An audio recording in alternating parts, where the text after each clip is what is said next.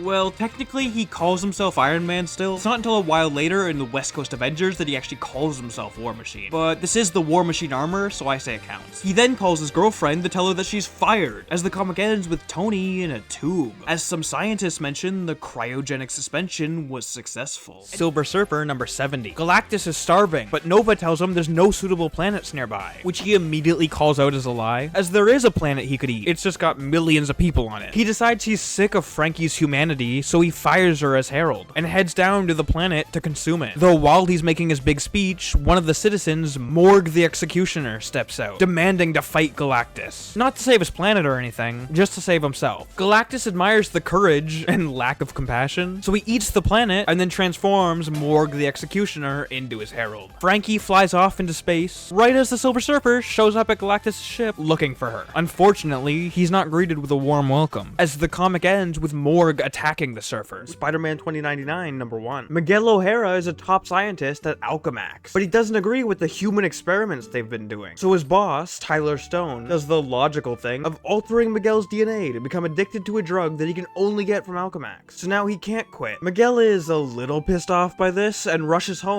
where he accidentally beats the shit out of his girlfriend, immediately realizing he can't live with these drugs in his system. Though luckily, Miguel was the one running the DNA altering program, so they have a copy of his DNA from before the addiction. Unfortunately, one of his coworkers is jealous of his success and tries to kill Miguel by adding a second set of DNA into the machine, that of a long-dead superhero, turning Miguel into Spider-Man 2099. The comic ending with him lunging at his coworker, fangs out. Doom 2099 #1. Some Latverian citizens are being harassed by guardsmen, when suddenly Dr. Doom appears, blowing up the ship before asking the people what year he's in. They tell him it's 2099 and a CEO named Tiger Wilde is running Latveria. So Doom marches into his offices, Tiger assuming it must be a Doombot, as apparently it's a common occurrence that Doombots will just randomly walk into his office trying to take back the throne. Tiger easily wins because Doom's tech is ancient by this point, and unmasks him to reveal someone who isn't Victor Von Doom. Tiger decides to make his face match the real Doom by incinerating it. Luckily, one of his employees, Fortune, is part of the Zephyro clan, which Dr. Doom is also a part of. So she saves him and brings him to her home. He decides he needs to upgrade, so he breaks into a science research base and forces them to inject him with ultra cyber quantum nanotech.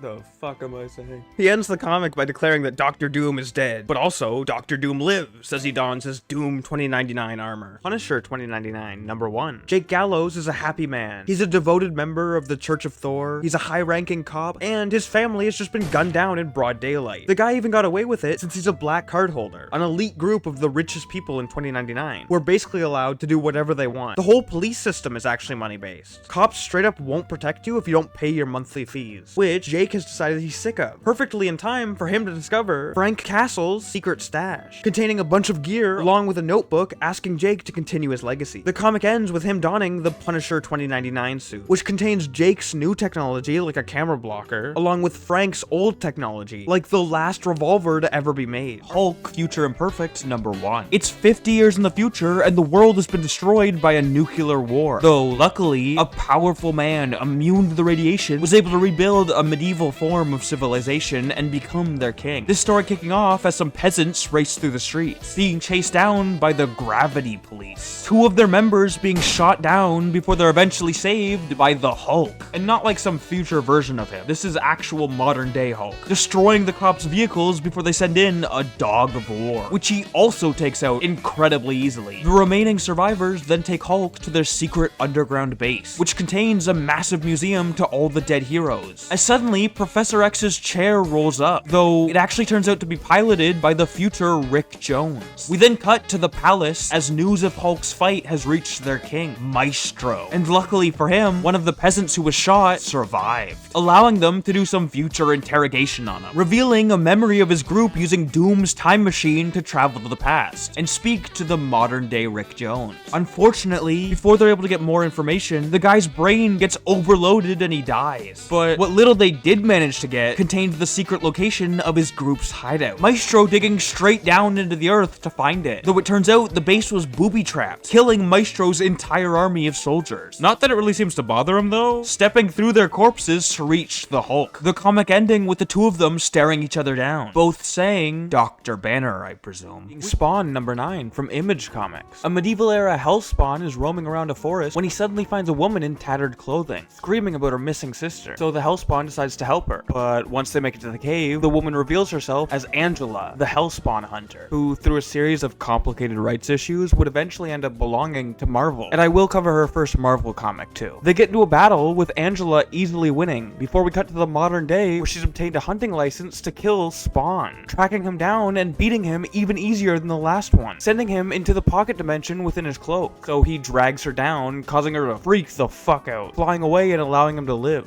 A man nearby comments on how Angela is an angel, as Spawn notices her weapon lying on the ground, pressing a random button and being teleported away as the comic ends. In 2099 Unlimited #1. John Eisenhart is a Hollywood lawyer, his main job being to secure the rights for movies. And he's just struck gold, discovering a small cult out in the desert named the Knights of Banner. He tries to convince them that a movie about the group could be awesome, but they reject him. So he tricks one of their youngest members into divulging all their darkest secrets. Like the fact they aren't named after a physical banner, they're named after Bruce Banner, aka the Hulk. And their leader has been trying to recreate the experiment that originally created him, which ends up being exactly the info John needs to call the cops on the Knights, attempting to leverage their freedom for the movie rights. Unfortunately, the kid is pissed that John betrayed his trust, running into a secret lab and setting off the device their leader has been working on, immediately blowing up every knight and cop in the area, except John, who's transformed into Hulk 2099. But he's got a lot more control over his rage than Banner did. He swears to take down any corrupt media corporations, as the comic ends with him saving a famous singer who's being hunted by her own record label because she spoke out against the fact they were sneaking subliminal messages into her music. Wonder Man #25. Simon Williams is testing the extent of his abilities, realizing that he can transform his body at will, which kinda ends up depressing him, as it confirms he really did die all those years ago, and he's basically just an energy ghost now, mentioning that he feels controlled by his past. Beast questioning why he feels that way, as the Masters of Evil suddenly show up, getting into a fight with the duo. Wonder Man grabbing Zemo and crushing his skull before attacking Goliath, using his new shape-shifting abilities to grow to the villain's size, which causes Goliath to try to grow bigger, the duo getting into a size contest until Goliath gets too big and his body explodes. Also during the battle, one of Simon's friends, Jamie Flores, is knocked out, activating her dream self powers, which allow her to see through magic, realizing that the Masters of Evil are actually all just Mephisto in disguise. Except Black Talon, who suddenly teleports Simon and Beast into hell, Mephisto announcing that Simon's powers have made his soul immortal, which would be an infinite power source for demons like Mephisto. Out of nowhere though, Mephisto's son Blackheart appears, along with Simon's brother, the Grim Reaper, and Simon's parents, asking for his help to defeat Mephisto, as he decides to transform into a demon, Mephisto then offering his own girlfriend to Black Talon as a sacrifice, powering him up and launching them all into a massive battle, as we briefly cut back to Jamie Flores, flying around another dimension and discovering her mother trapped in some ball, showing up in hell to ask for Simon's help. As it turns out, Blackheart and the Grim Reaper had sacrificed her for a power-up. Simon then grabs his brother, suddenly remembering their childhood, revealing that their father had decided to raise Eric by himself, ending up doing a terrible job, which caused their mother to be overprotective of Simon, though she also placed a lot of responsibility on him to keep his older brother out of trouble, which meant that when Eric started the fire, killing both their parents, Simon blamed himself, pointing out that Eric was also the one responsible for their company failing, which drove Simon into working with Zemo and becoming Wonder Man in the first place, claiming that he spent his entire life afraid of responsibility, becoming an actor just so he could play roles and follow orders instead of having to deal with real problems, finally announcing that their parents' deaths weren't his fault, and they weren't Eric's either, mentioning that he doesn't have to choose to be evil his entire life just because he made a mistake as a kid. Eric asking how as Mephisto sneaks up behind them, Eric pushing Simon out of the way and taking a fatal blast, his dying words asking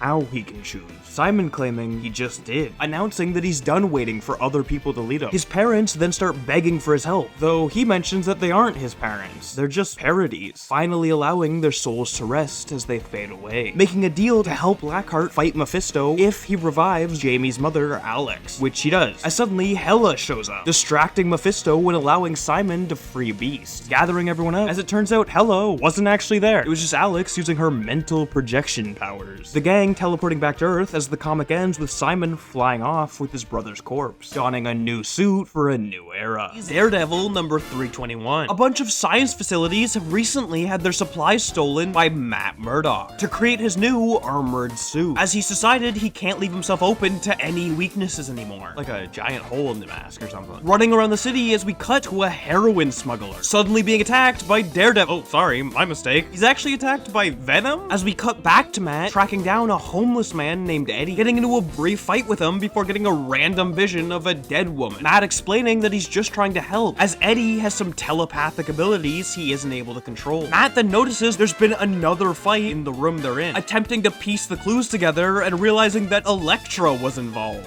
As suddenly a demon comes crashing through the window, claiming he's what Matt would see in the mirror if he could see. They then get into a vicious fight while Eddie just runs around the room, eventually getting knocked out before Daredevil gets in enough hits to scare off the Hellspawn. We then cut to Nick Fury as he talks to the cyborg Siege about tracking down John Garrett, another cyborg who has some mental connection to Elektra. The comic ending by cutting to John as he's taken apart, strapped to a table in Snake Root's headquarters. Ravage 2099, number 14. Paul Ravage, a CEO who got mutated after being exiled to the radioactive Hell Rock Island, is currently in a fight with Punisher 2099. But they're both stronger than the other was expecting, and a bunch of guards come rushing in before one of them can win. Ravage diving out a window, revealing the fight was taking place in Valhalla, a flying city created by Alchemax for the Church of Thor. Something's gone wrong though, and the city has started drifting, heading straight towards Nueva York, which is a big enough deal that Dr. Doom comes to ask for Ravage's help. Well, I doubt he actually cares about Nueva York. He just doesn't want Valhalla floating over to Latveria afterwards. Though the city itself is the least of their problems, as the comic ends with Ravage's former assistant, Tiana, being brainwashed into believing she's the reincarnation of Hela, the Asgardian goddess of death. Daredevil, the Man Without Fear, number 4. Matt Murdock has just graduated college and is working in Boston, though his boss sends him back to New York for an assignment. Matt going for a walk around his old neighborhood, but he's wearing an expensive suit, so some thugs start to threaten him for it, fighting them off while hearing his childhood bullies repeating the name Daredevil, knocking most of the men out while one tries to escape, but Matt catches him as recess ends. He then stops by his dad's old gym, a young girl named Mickey attempting to shoot him with a slingshot, though he catches it. The duo getting to know each other as she lies about being an orphan. We then cut ahead as he meets up with his old friend Foggy Nelson, who asks for his help on a case, quickly cutting to the Kingpin as he cuts the budget to his film department, causing them to have to hire some junkies to kidnap an actor for their movie, which turns out to be Mickey. The junkies deciding to betray their boss by selling the girl to someone else for a higher price. The news eventually reaching Kingpin, who decides to just kill anyone associated with the situation, the film director's car being blown up. We then cut back to Matt as he notices Mickey's hat just lying around, managing to feel her home address written on it. Heading there as he finds her parents freaking out because nobody will care enough to save her, which inspires Matt to search the city, grabbing a baton he stored in the gym years earlier, and spending the entire night out, eventually finding the junkie who kidnapped her. Though as soon as he reaches his apartment, he's shot by Kingpin's henchman, Larks, spotting Matt as well, but he manages to escape. We then cut back to Mickey as she's brought to a warehouse filled with other young actors, deciding to start singing in the desperate hope that one man can hear her, which the Daredevil does.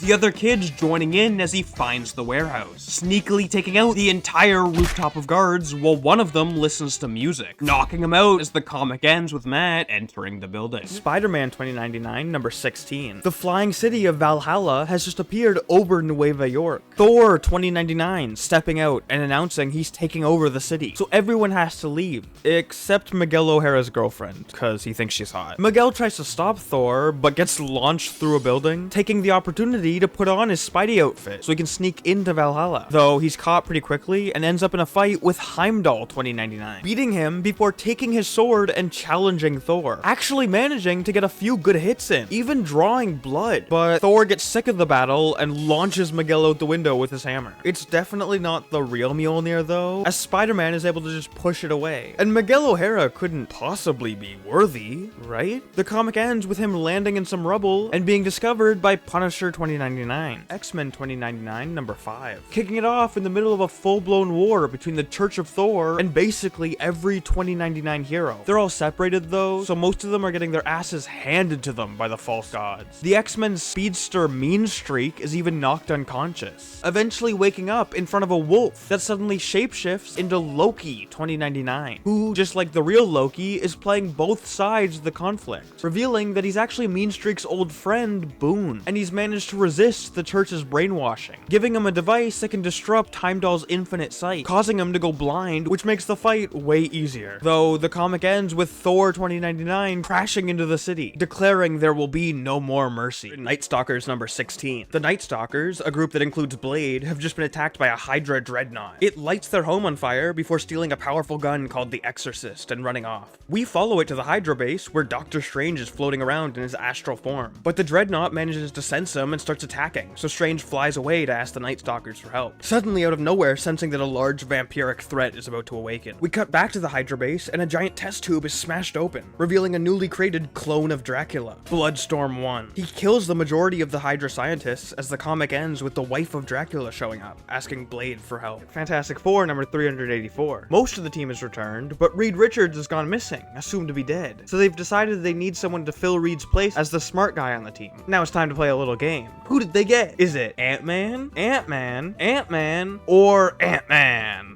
Oh, I'm so sorry. It was actually answer number 5, Ant-Man, aka Scott Lang. I can't believe you get it mixed up with the other 4. We then cut to a future version of Franklin Richards, who's developed godlike superpowers. His future is completely destroyed, so he dons a set of armor, calling himself Psylord, before heading to the present day to attack the Fantastic Four, as he believes they're the ones responsible for the future being screwed up. He easily beats the entire group, locking himself and Sue in a room together, using his psychic abilities to invade her mind. But inside, he ends up finding her alter ego, Malice. They get into a big fight, and she actually ends up overwhelming him, taking over his body and flying away as the comic ends. X-Men number 30. Jean Grey is getting her wedding gown put on while reading a note that Wolverine left, letting them know that he was leaving the team and wouldn't make it to the wedding. The entire rest of the comic is then just, well, the wedding. Nothing goes wrong, no villains show up, it's just Jean and Cyclops interacting with a bunch of friends and family, including Jean's possible future daughter Rachel and Scott's brother Havoc, along with the original 4 X-Men reuniting, before Jean's father walks her down the aisle, and they exchange their vows, as Jean Grey and Scott Summers are officially married. I did slightly lie though. One villain does show up, Sabretooth, spying on them from a distance, but he's suddenly kicked in the back, noticing a note in the snow telling him to leave them alone, presumably left by Wolverine. We then cut back to the wedding as Jean tosses the bouquet, Rogue flying above the crowd to catch it, which means she'll get married soon, right? That's what it means. The writers wouldn't have this happen and then not have them get married for another 2 decades,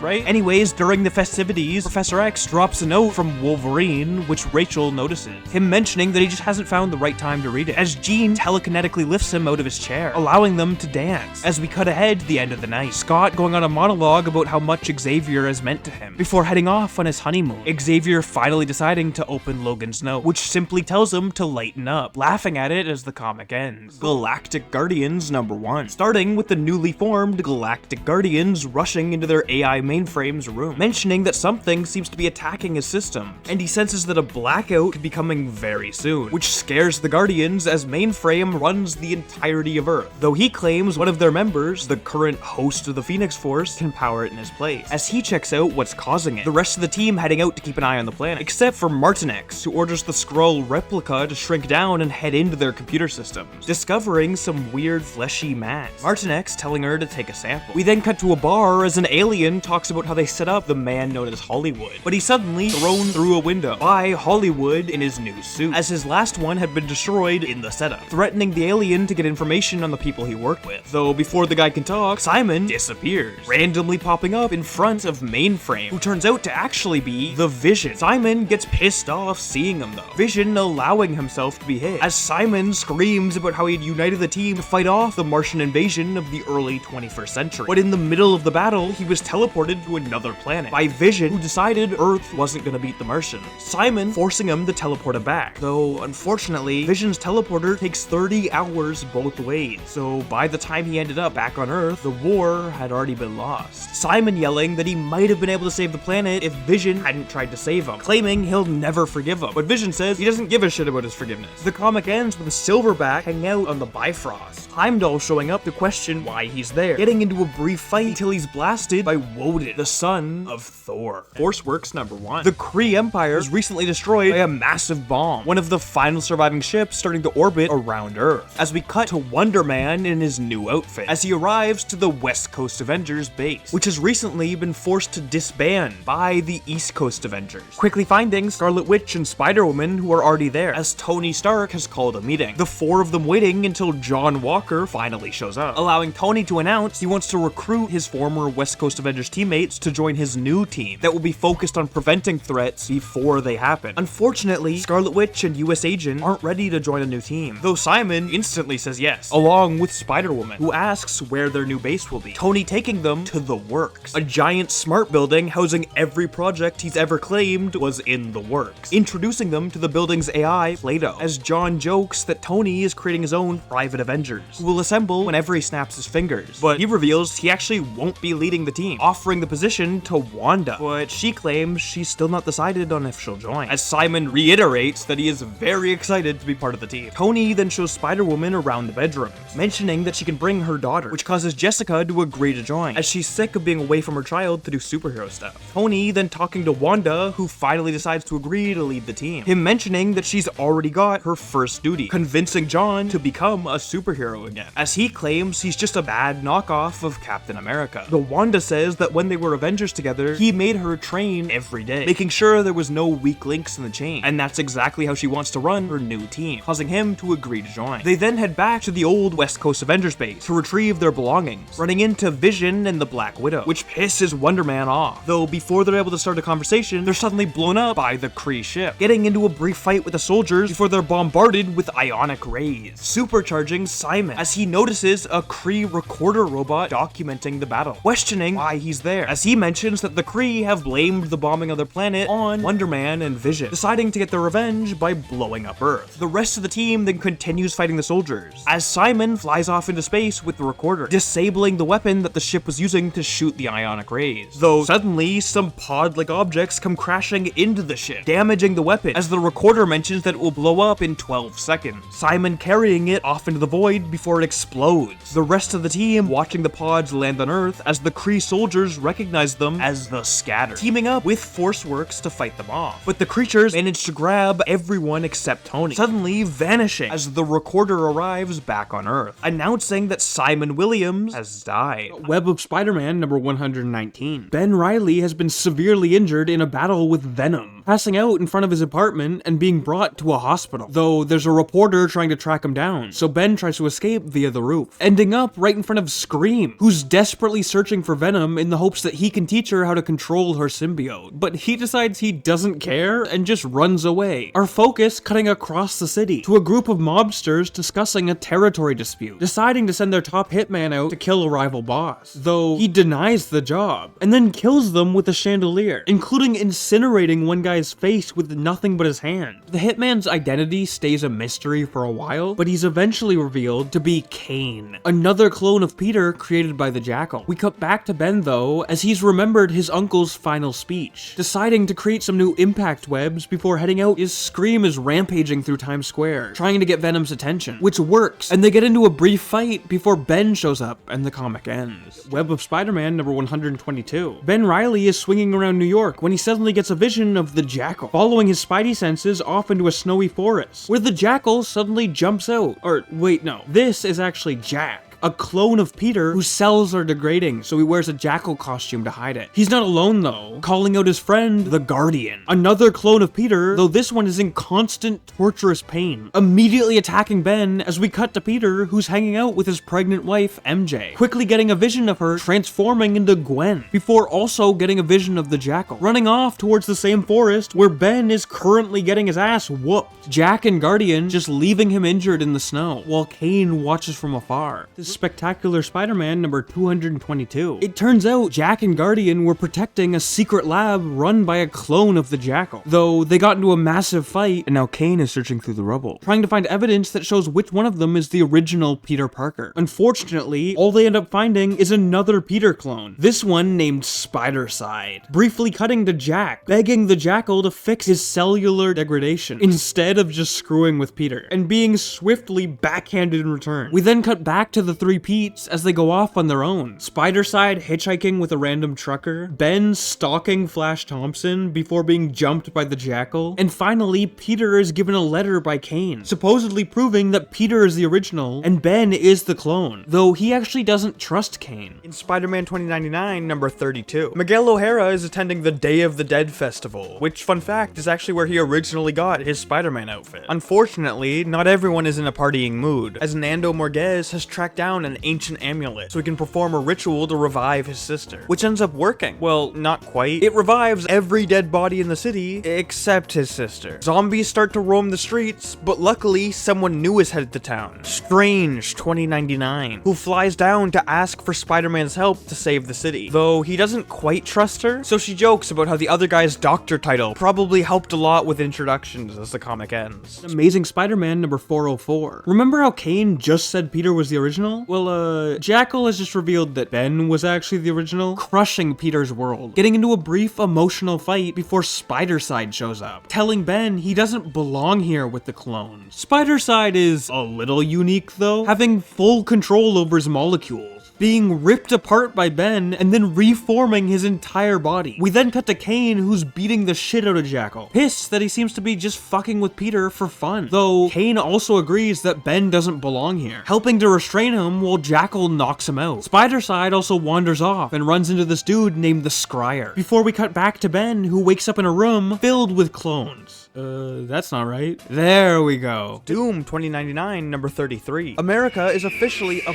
perfect nation, as Doom has become the president, though his happiness doesn't last long, as the comic starts by revealing Captain America is back. The corporation Alchemax having discovered his frozen body, immediately going onto the news and claiming that the reason all of Earth's heroes died 100 years ago was because of Doom, which he instantly calls out as a lie, declaring this Cap an imposter. He doesn't get the chance to tell the world though, as his floating headquarters suddenly explodes above the White House. The comic quickly cutting to John Herod, the man responsible, who's discovered a giant stash of tech that the world government deemed too unsafe for humans, like helicopters that are grown out of people. It's also implied that he's responsible for Captain America coming back. The comic ends with the mancopters flying to Latveria and dumping necrotoxins on its population, melting them all, as Doom can't do anything but watch. Spider-Man 2099, number 35. Alchemax's CEO, Tyler Stone, has just barely survived an assassination attempt, so Dr. Doom has offered his job to Miguel O'Hara. Though we quickly cut away to focus on some C-tier villains, Blood Mace and Toad, as a weird black goop starts crawling out of the sewers. They try to fight it, but it completely melts Blood Mace, before revealing itself to be Venom 2099. He wants revenge against Tyler for some reason, so he breaks into the hospital and tries to finish him off, though Miguel quickly dons his Spidey outfit, and the comic ends with Venom mentioning this isn't the first spider he's fought, implying that this isn't some new symbiote. This is modern day Venom who's just been living in the sewers for 100 years. You might have noticed I haven't actually mentioned Venom's host, because they aren't shown in this comic, but it is eventually revealed to be Kron Stone, the guy who killed Punisher 2099's family in Avengers/Ultra Force number 1. Loki has managed to collect all 6 Infinity Stones, but the Grand Master reveals to him there's a secret 7th one that was recently discovered, challenging Loki to a game, where if the Grand Master wins, he gets the Mind Gem, while if Loki wins, the Grand Master will reveal the location of the secret 7th gem. Loki accepts the challenge, which turns out to be a 7v7 contest of champions. Loki picking from the Avengers, while the Grandmaster picks from the team Ultra Force. I'll run through the fights real quick. Cap and Hardcase fight for a bit, but eventually call a truce, while Black Widow and Crystal easily beat Siren and Topaz in a mud wrestling match. In a snowy forest, we find Tony Stark and Prototype nearly naked, but they end up finding each other's armor. Prototype launching every weapon the Iron Man suit has, which takes Tony out, but also knocks himself out. Next up, we get Ghoul and Vision fighting in a graveyard, with Ghoul using his powers to resurrect some dead zombies from their past, including Wonder Man, which just kinda ends the fight as both of them are too traumatized to go on. Finally, Thor wipes the floor with Prime. Oh yeah, also Contrary and Star Fox make out for some reason. In the end, they decide too many of the matches didn't have an actual winner, so Loki simply wins by default, the Grand Master summoning the Eternal Cersei, who quickly attacks attacks Loki, but suddenly a massive explosion goes off, and the secret 7th ego gem is separated from Cersei, as they were merged together. It combines with Loki's 6 gems and becomes Nemesis, the very first being from the very first universe, who killed herself to become the Infinity Stones, ending the comic by erasing the universe. Spider-Man Maximum Clonage Omega #1. Ben is desperately trying to fight off Jackal's army of clones, though they've started to degrade and melt, allowing him to easily escape. Meanwhile, we cut to Peter, who's decided he's not worthy of MJ's love because he's a clone, swinging away with the Gwen clone, before we again cut, this time to the Jackal and his Jax. 4 more clones of Peter that wear Jackal outfits. He's decided he wants to clone and replace the entire world, setting up a device that will release the Carrion virus, which kills anything that isn't a clone. Unfortunately for him, Spider-Side shows up, having made a deal with the Scryer to turn on the Jackal, though they start fighting in the Daily Bugle, so Ben Reilly joins in to help save the staff. Their fight goes on for a while, before Jackal and Spider-Side get knocked out a window, Ben barely managing to catch them, but Spider-Side, blinded with rage, accidentally cuts the web attached to himself, plummeting to his death. Ben pulls the Jackal back up just in time for Peter and Gwen to show up, the 2 Spider-Men trying to dismantle Jackal's machine while fighting off the Jax. Eventually, they shut it down and get ready to send the Jackal to prison, but Gwen whips out a gun, claiming she's gonna kill him, but he dives for the gun, accidentally knocking her off the building, though he actually tries to save her, as Spider-Man failing to save Gwen is what caused the Jackal to become evil in the first place. Unfortunately though, he's too heavy for the telephone wire she's hanging on to, causing our second death by falling of this comic, while Gwen is saved by Ben Reilly. The comic ends with Peter offering Ben the chance to take back the title of Spider-Man, but Ben decides they've been living separate lives for too long at this point. Swapping back is simply too easy of an answer. Fantastic Four 2099 #1. Johnny, Reed, Ben, and Sue have just mysteriously woken up in the negative zone, wearing completely new outfits they can't remember getting. Before they can question it though, they're immediately attacked by a bunch of bugs, saving a woman named Chimera before finding the portal back to the Baxter Building. Well, at least it used to go to the Baxter Building, until decades passed and it was bought by S.H.I.E.L.D. The 5 of them suddenly appearing in the year 2099, though they don't get a warm welcome, as every agent in the building immediately tries to capture them, calling them experiments gone rogue. Luckily, a lot of the Fantastic Four's old junk is still in the building, so they grab the Fantasticar and fly to safety. Well, by safety, I really just mean 3 streets away, before they're suddenly blown out of the sky and end up all separated. Ben and Reed hiding in an abandoned building, Sue being discovered by a very creepy dude, and the comic actually ends before we see what happened to Johnny and Chimera. Spider-Boy #1. This comic takes place in a universe where Marvel and DC's characters were smashed together, like Superman and Captain America becoming the Super Soldier. And just like regular Captain America, everybody wants to recreate him, so Thunderbolt Ross funds an experiment run by a college intern, Peter Parker. Unfortunately, it goes wrong, and the experiment explodes, vaporizing Peter, and creating a new person, Spider-Boy, which turns out to be a clone of Peter, but with no memories and some of Superman's powers. Ross decides to raise him like his own son, even giving him the "with great powers" speech. Wait, no, they only do that when Ross gets gunned down in an alleyway, leading Spider-Boy to become a superhero, fighting villains like Bizarnage, while he also becomes a reporter for the Daily Bugle, JJ sending him on a mission to take photos of King Lizard, easily taking him down by stealing one of the Atom's shrinking rays. Finally, the comic ends with Spider-Boy's assistant, Dr. Octavius, introducing a new ally for Peter, MJ, aka the Insect Queen. Spider-Man 2099 #43. Alchemax has created an underwater city called New Atlantis, though it was built by a bunch of genetically altered subaquatic slaves, which aren't too happy with their situation, so they stage a revolution and take back the city, led by a man inspired by the stories of Namor, deciding to just steal his name and reverse it, becoming Roman the Submariner, aka Namor 2099. One Alchemax worker barely makes it out alive, being saved by Spider-Man, who's also currently the CEO of Alchemax. The worker asking him if he's gonna allow the subaquatic people to keep the city. Miguel responding, "I don't know yet, the board members probably won't like it," which the employee immediately takes as a firm no, removing his shirt to reveal he's actually a New Atlantean, diving into the ocean and telling Romaine to declare war on the surface world, The comic ends with a giant wave hitting Nueva York, while Spider-Man starts to freak the fuck out at Roman, asking why he couldn't have just waited a little while longer for a real answer. Captain America #1. Magneto and Professor X recently merged to form the villain Onslaught. Franklin Richards managing to take them down, but in the process accidentally creating a pocket universe that altered the timeline. This comic taking place in that universe. We start with Steve Rogers, who's just a regular modern-day man with a wife and child, though that actually isn't our character for this comic. I have a more interesting Steve kid I want to talk about later, so we'll just keep going, as he has weird dreams of being some hero with a shield. Before we cut to our actual character, Ricky Barnes, the granddaughter of Bucky Barnes, arguing with her brothers who are going to attend the World Party Rally, which turns out to be run by Nazis. We then cut back to Steve, who's contacted by an old guy calling him Captain, following him into a basement where he pulls out Cap's shield, quickly recognizing it from his dreams. The man says it belongs to Steve before the house is suddenly blown up, Cap bursting out of the rubble and beating the shit out of the guys who did it. The comic ending with Nick Fury getting pissed off, ordering S.H.I.E.L.D. to find Steve. It's an Amazing Spider-Man #418. MJ is going into labor, but she can't reach Peter, as he and Ben Reilly are currently fighting Mendel Strom and his army of robo-children. Mary Jane's pregnancy keeps getting worse, but Mendel just won't go down, until he tries to use some gas his mysterious boss gave him, which seemingly does nothing, and he's beaten, allowing Peter to rush to the hospital. It turns out the gas did do something though, as Ben's spidey senses are shut off, and he doesn't notice Mendel's boss sneaking up behind him, knocking him out, along with killing Mendel for failing his mission. Things aren't going great for the other Spider-Man either, as he's too late. Mary Jane's already given birth to their daughter, and you might be wondering, why isn't there a picture of the baby here? Well, it's because there isn't one. One of the nurses turns out to be a spy for Norman Osborn, kidnapping the baby and then disposing of it. Iron Man #1. Most of Earth's major heroes have recently been trapped in a pocket dimension, the entire world assuming they died. Though this comic picks up right after they've escaped, as Chess Roberts hosts the news, to announce that not only have the heroes returned, Tony Stark, who mysteriously disappeared, has also returned. We then see Iron Man stop a bunch of thieves, before Tony heads to a housewarming party for a new skyscraper he bought, mingling with all the guests as they discuss the fact they all thought Tony was dead. So his company is now in the middle of being sold to Fukijawa Industries, them all questioning whether he's gonna fight the sale, as Foggy is helping him form a legal case based on the massive list of Marvel characters who've returned from the dead. Tony then talks to Rhodey, who discusses a new marine salvage business he's running, as Tony's cousin Morgan shows up, mentioning that he's gonna be the head of American operations in the new Stark-Fukijawa merger, asking Tony to allow the deal to happen as a favor. We then cut ahead to the end of the night, as Tony stands alone on the balcony, reminiscing on what led him to becoming Iron Man, before deciding to go for a walk, ending up at a construction site for a new community center he's building, mentioning how he wants to do more actual local good, though he's suddenly attacked by the Death Squad, claiming they've been hired to kill him as they start launching rockets, him barely managing to slip away in the chaos to change into his Iron Man suit, kicking off a massive battle full of explosions that Tony eventually gets the upper hand in. But the Death Squad runs away, leaving Tony to just stand in the rubble of what was meant to be a much needed addition to the local community, claiming he won the fight but still feels like he lost, as he spends the night simply thinking. The next day he announces he's not gonna fight for his old company back, as it would just cause unnecessary legal drama, claiming he's starting a new consulting firm, Stark Solutions, that he vaguely describes by saying, "We fix problems,"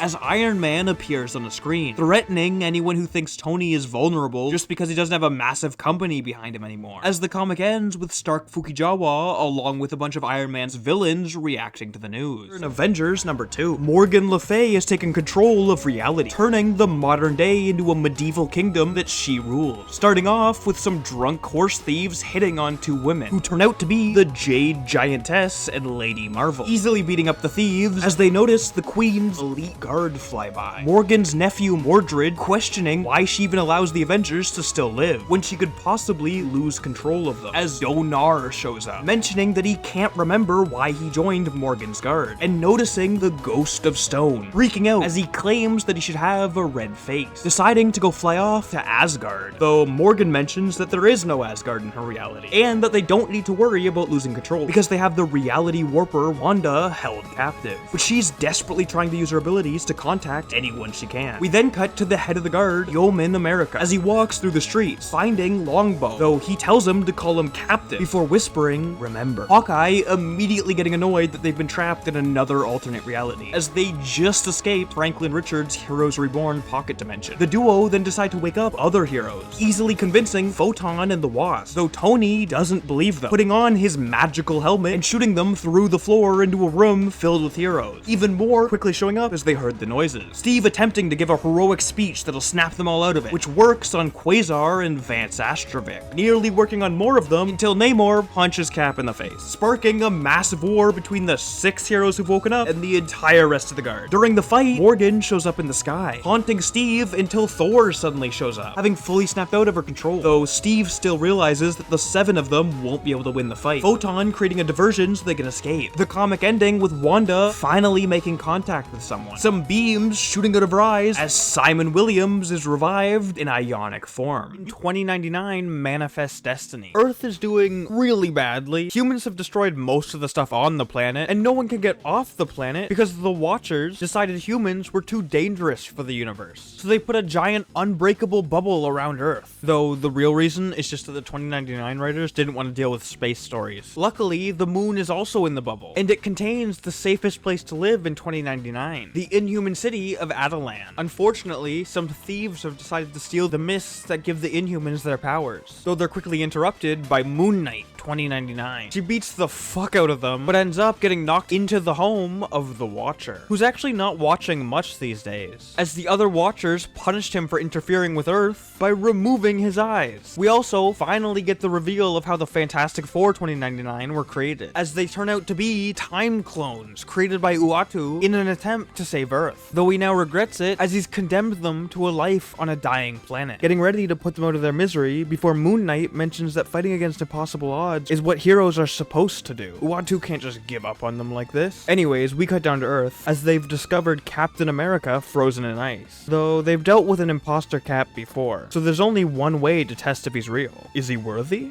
Yeah, he is. With the Watcher having regained his motivation and Steve Rogers being back, the heroes of 2099 are finally ready to save their planet. They don't have a very complicated plan though, all just flying straight into space directly at the barrier and launching every attack they have at it, which just ends up rebounding and killing Uatu. But apparently when Watchers die, they explode, and that's powerful enough to destroy the barrier. The explosion also launches Cap off into space faster than anyone can save him, though before he disappears, he throws Mjolnir towards the group, and it's caught, and Miguel O'Hara couldn't possibly be worthy, right? By Miguel O'Hara, though he doesn't gain any power. Later guessing, it's because he's not worthy as a warrior, he's simply worthy as a man, using his business skills to help fix the world. As we start to flash even farther into the future, getting glimpses at humanity expanding beyond the stars, before we finally land in 3099, as the comic ends. Oh my god, this motherfucker. How do you get frozen alive 3 times? Bro loves his naps. Technically, it actually ends with Ghost Rider 2099 becoming the embodiment of the internet, or something like that. I haven't touched any Ghost Rider 2099 comics before, and everything he does is filled with nonsense 90s technobabble. Like, seriously, he doesn't show up at all in this entire comic until the very end when he pulls up with this shit. What am I even looking at here? Daredevil numéro 377, starting in Paris, where a man named Laurent Levasseur has just woken up in a hospital with amnesia. Well, actually, he woke up last comic. This comic starts as Laurent and his doctor Claudia are attacked by a bunch of ninjas in the dark that he's somehow able to sense. They then burst out a window as Laurent backflips down to the street, fighting off the ninjas who followed them, though they do eventually overwhelm him. As we cut to New York City, Foggy searching a sketchy bar for Matt as he's recently gone missing. One of the men inside mentioning that Matt helped him turn his life around, claiming that any friend of Matt is a friend of his. Foggy asking him to let him know if he hears anything about Daredevil. We then cut back to Laurent as he wakes up in a fountain. Claudia and the ninjas having gone missing, heading back to what his ID claims is his apartment, which he doesn't recognize, finding a costume inside and putting it on, as he's suddenly attacked by fucking Stiltman. The duo fighting as we briefly cut to a SHIELD agent going through some files, and finding an encrypted one called Operation Flying Blind, before we cut back to Laurent managing to trick Stiltman into running into the Eiffel Tower, knocking him over. Laurent then starts to question him, as Stiltman mentions he thinks he recognizes him, before starting to monologue about how he's always been his own boss, but he'd never just murder a person for being in the wrong place, which is what someone plans to do to Claudia, saying the name Wilson F. before Stiltman's brain is shocked with thousands of volts of electricity. Matt claiming he'll survive it, but won't be much help in finding whoever Wilson F is as the comic ends. Wolverine number 126. A group of Wolverine's women friends have just saved him from the Viper in Madripoor, though he suddenly announces he's gonna marry her. The news just annoying them all as they fly off, except Kitty Pryde, who stays behind, asking why Logan's marrying Viper, as he reveals that Sabretooth has recently murdered his old early 1900s girlfriend slash handler, Sarah, and it turns out she owed a debt to Viper, passing the debt down to Logan when she died, which Viper immediately cashed in on by asking him to marry her. We then cut to a team-up of Hydra and Hand agents, getting ready to assassinate Logan, but Sabretooth stops them, cutting back to Kitty mentioning that nobody they invited showed up to the wedding, walking down the aisle as Wolverine and Viper are married, though the officiant is suddenly stabbed through the chest by Sabretooth, leaping at Viper, but Kitty phases her, Wolverine diving in, using his bone claws, as the adamantium had recently been removed from his skeleton. Unfortunately, Sabretooth's healing factor is much faster than Logan was expecting, the duo dragging each other into a pool as Kitty starts to realize that Sabretooth's body felt weird when it phased through her, a feeling she's only felt once before, when Wolverine phased through her years ago. Logan emerging from the water seemingly victorious, as Kitty screams out that his claws are adamantium, Sabretooth getting up and smashing through Wolverine's bone claws, mentioning that his entire skeleton is now adamantium, getting ready to kill Logan as Kitty dives through him, pushing Wolverine off the cliff, Sabretooth slashing at her as the comic ends. An Incredible Hulk number 468. The Hulk is locked in a room, smashing the walls out of anger as we cut to General Thunderbolt Ross, driving through the desert, spotting his daughter Betty and attempting to save her from a nearby bomb, though she pushes him into a ditch as the skin is blasted off her bones.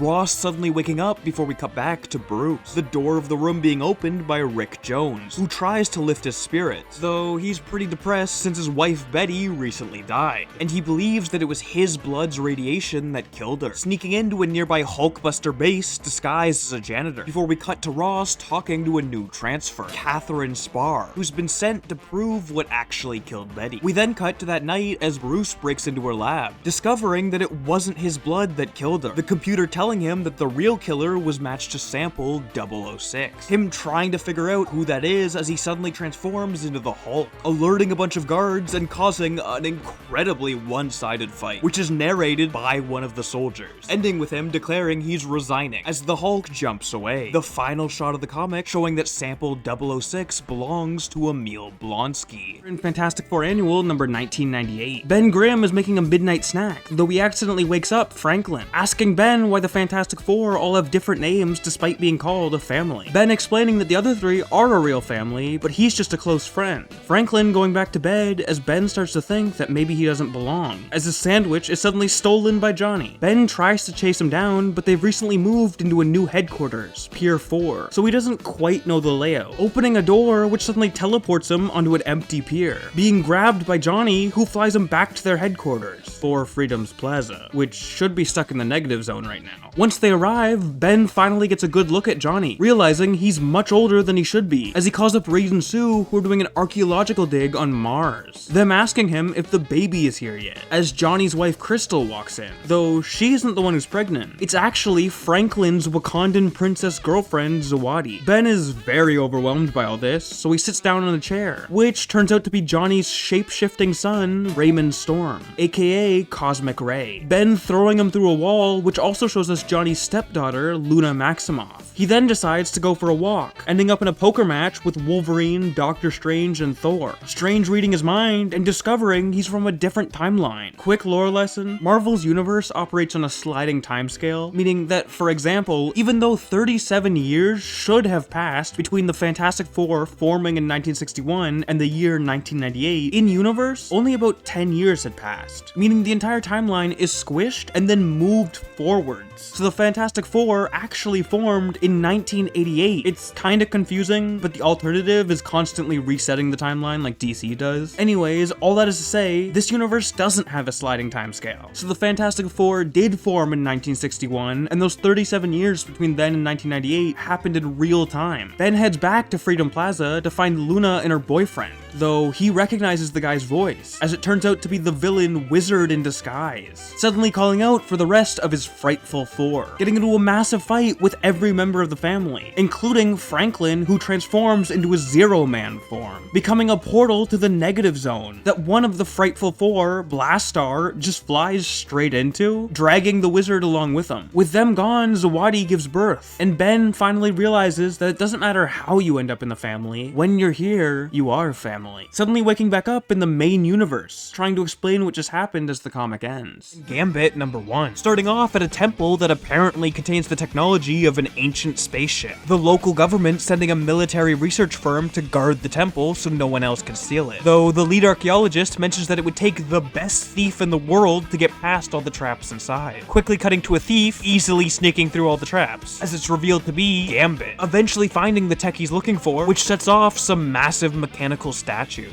blowing them up as he rushes out of the temple, hijacking a guard's suit to escape before delivering the device to the courier. As we cut to Gambit's adopted father, Jean-Luc, who's in the middle of meditating when a woman named Fontenelle enters his mind, deciding to go through Gambit's entire backstory, showing how he was born with black and red eyes, which caused him to be kidnapped by the Thieves Guild, joining a gang of street orphans, and saving a woman named Bella Boudereau, daughter of the Assassin's Guild leader. The two instantly falling in love as Jean-Luc, the leader of the Thieves Guild, lets Remy rob him, taking the opportunity to adopt him, allowing Remy and Bella to be married in the hopes that it could unite the two guilds. Unfortunately, Bella's brother challenges Remy to a duel, which the brother dies in, Remy then being exiled from the guilds despite the fact it was self-defense, eventually joining the X-Men, as Jean-Luc suddenly wakes up, briefly cutting to Gambit hanging out with the X-Men as the courier contacts him, letting him know that the device isn't all they were looking for, and that there was more technology hidden in a sarcophagus, which is now being transported by the Executioner. Gambit attacking the truck, though it turns out Executioner's car can fly, using it to fight Gambit, as he realizes that the technology they're transporting is from Apocalypse's celestial ship. Remy slipping into the back of the truck, where the villain follows him and covers him in some sticky green goop, until Gambit spits his gum in the Executioner's face, blowing him straight out of the truck, as Rogue flies in, saving Gambit before the truck explodes, destroying the cargo as the comic ends by cutting back to Fontenelle, asking someone what Gambit is up to, and discovering his next mission is to steal from the X-Men. In Avengers number 11, Wanda has just visited her mentor, Agatha Harkness, learning that the reason she was able to revive Simon was because her love for him acted as an anchor, but she currently doesn't love him enough to give him a physical form, arriving back at Avengers Mansion and discovering Simon with a group of dead Avengers members, including Captain Marvel, Swordsman, Dr. Druid, Hellcat, Mockingbird, and Thunderstrike, easily knocking her out. We then cut to the rest of the Avengers as they're trapped in Central Park by Simon's brother, the Grim Reaper, going on a monologue about how every time Simon is reborn, he's a hero, but every time he's revived, he comes back as a monster, deciding he's just destined to be evil, claiming he wants the entire world to feel the despair he feels. As we cut to the hero, Stuntman, hosting the news,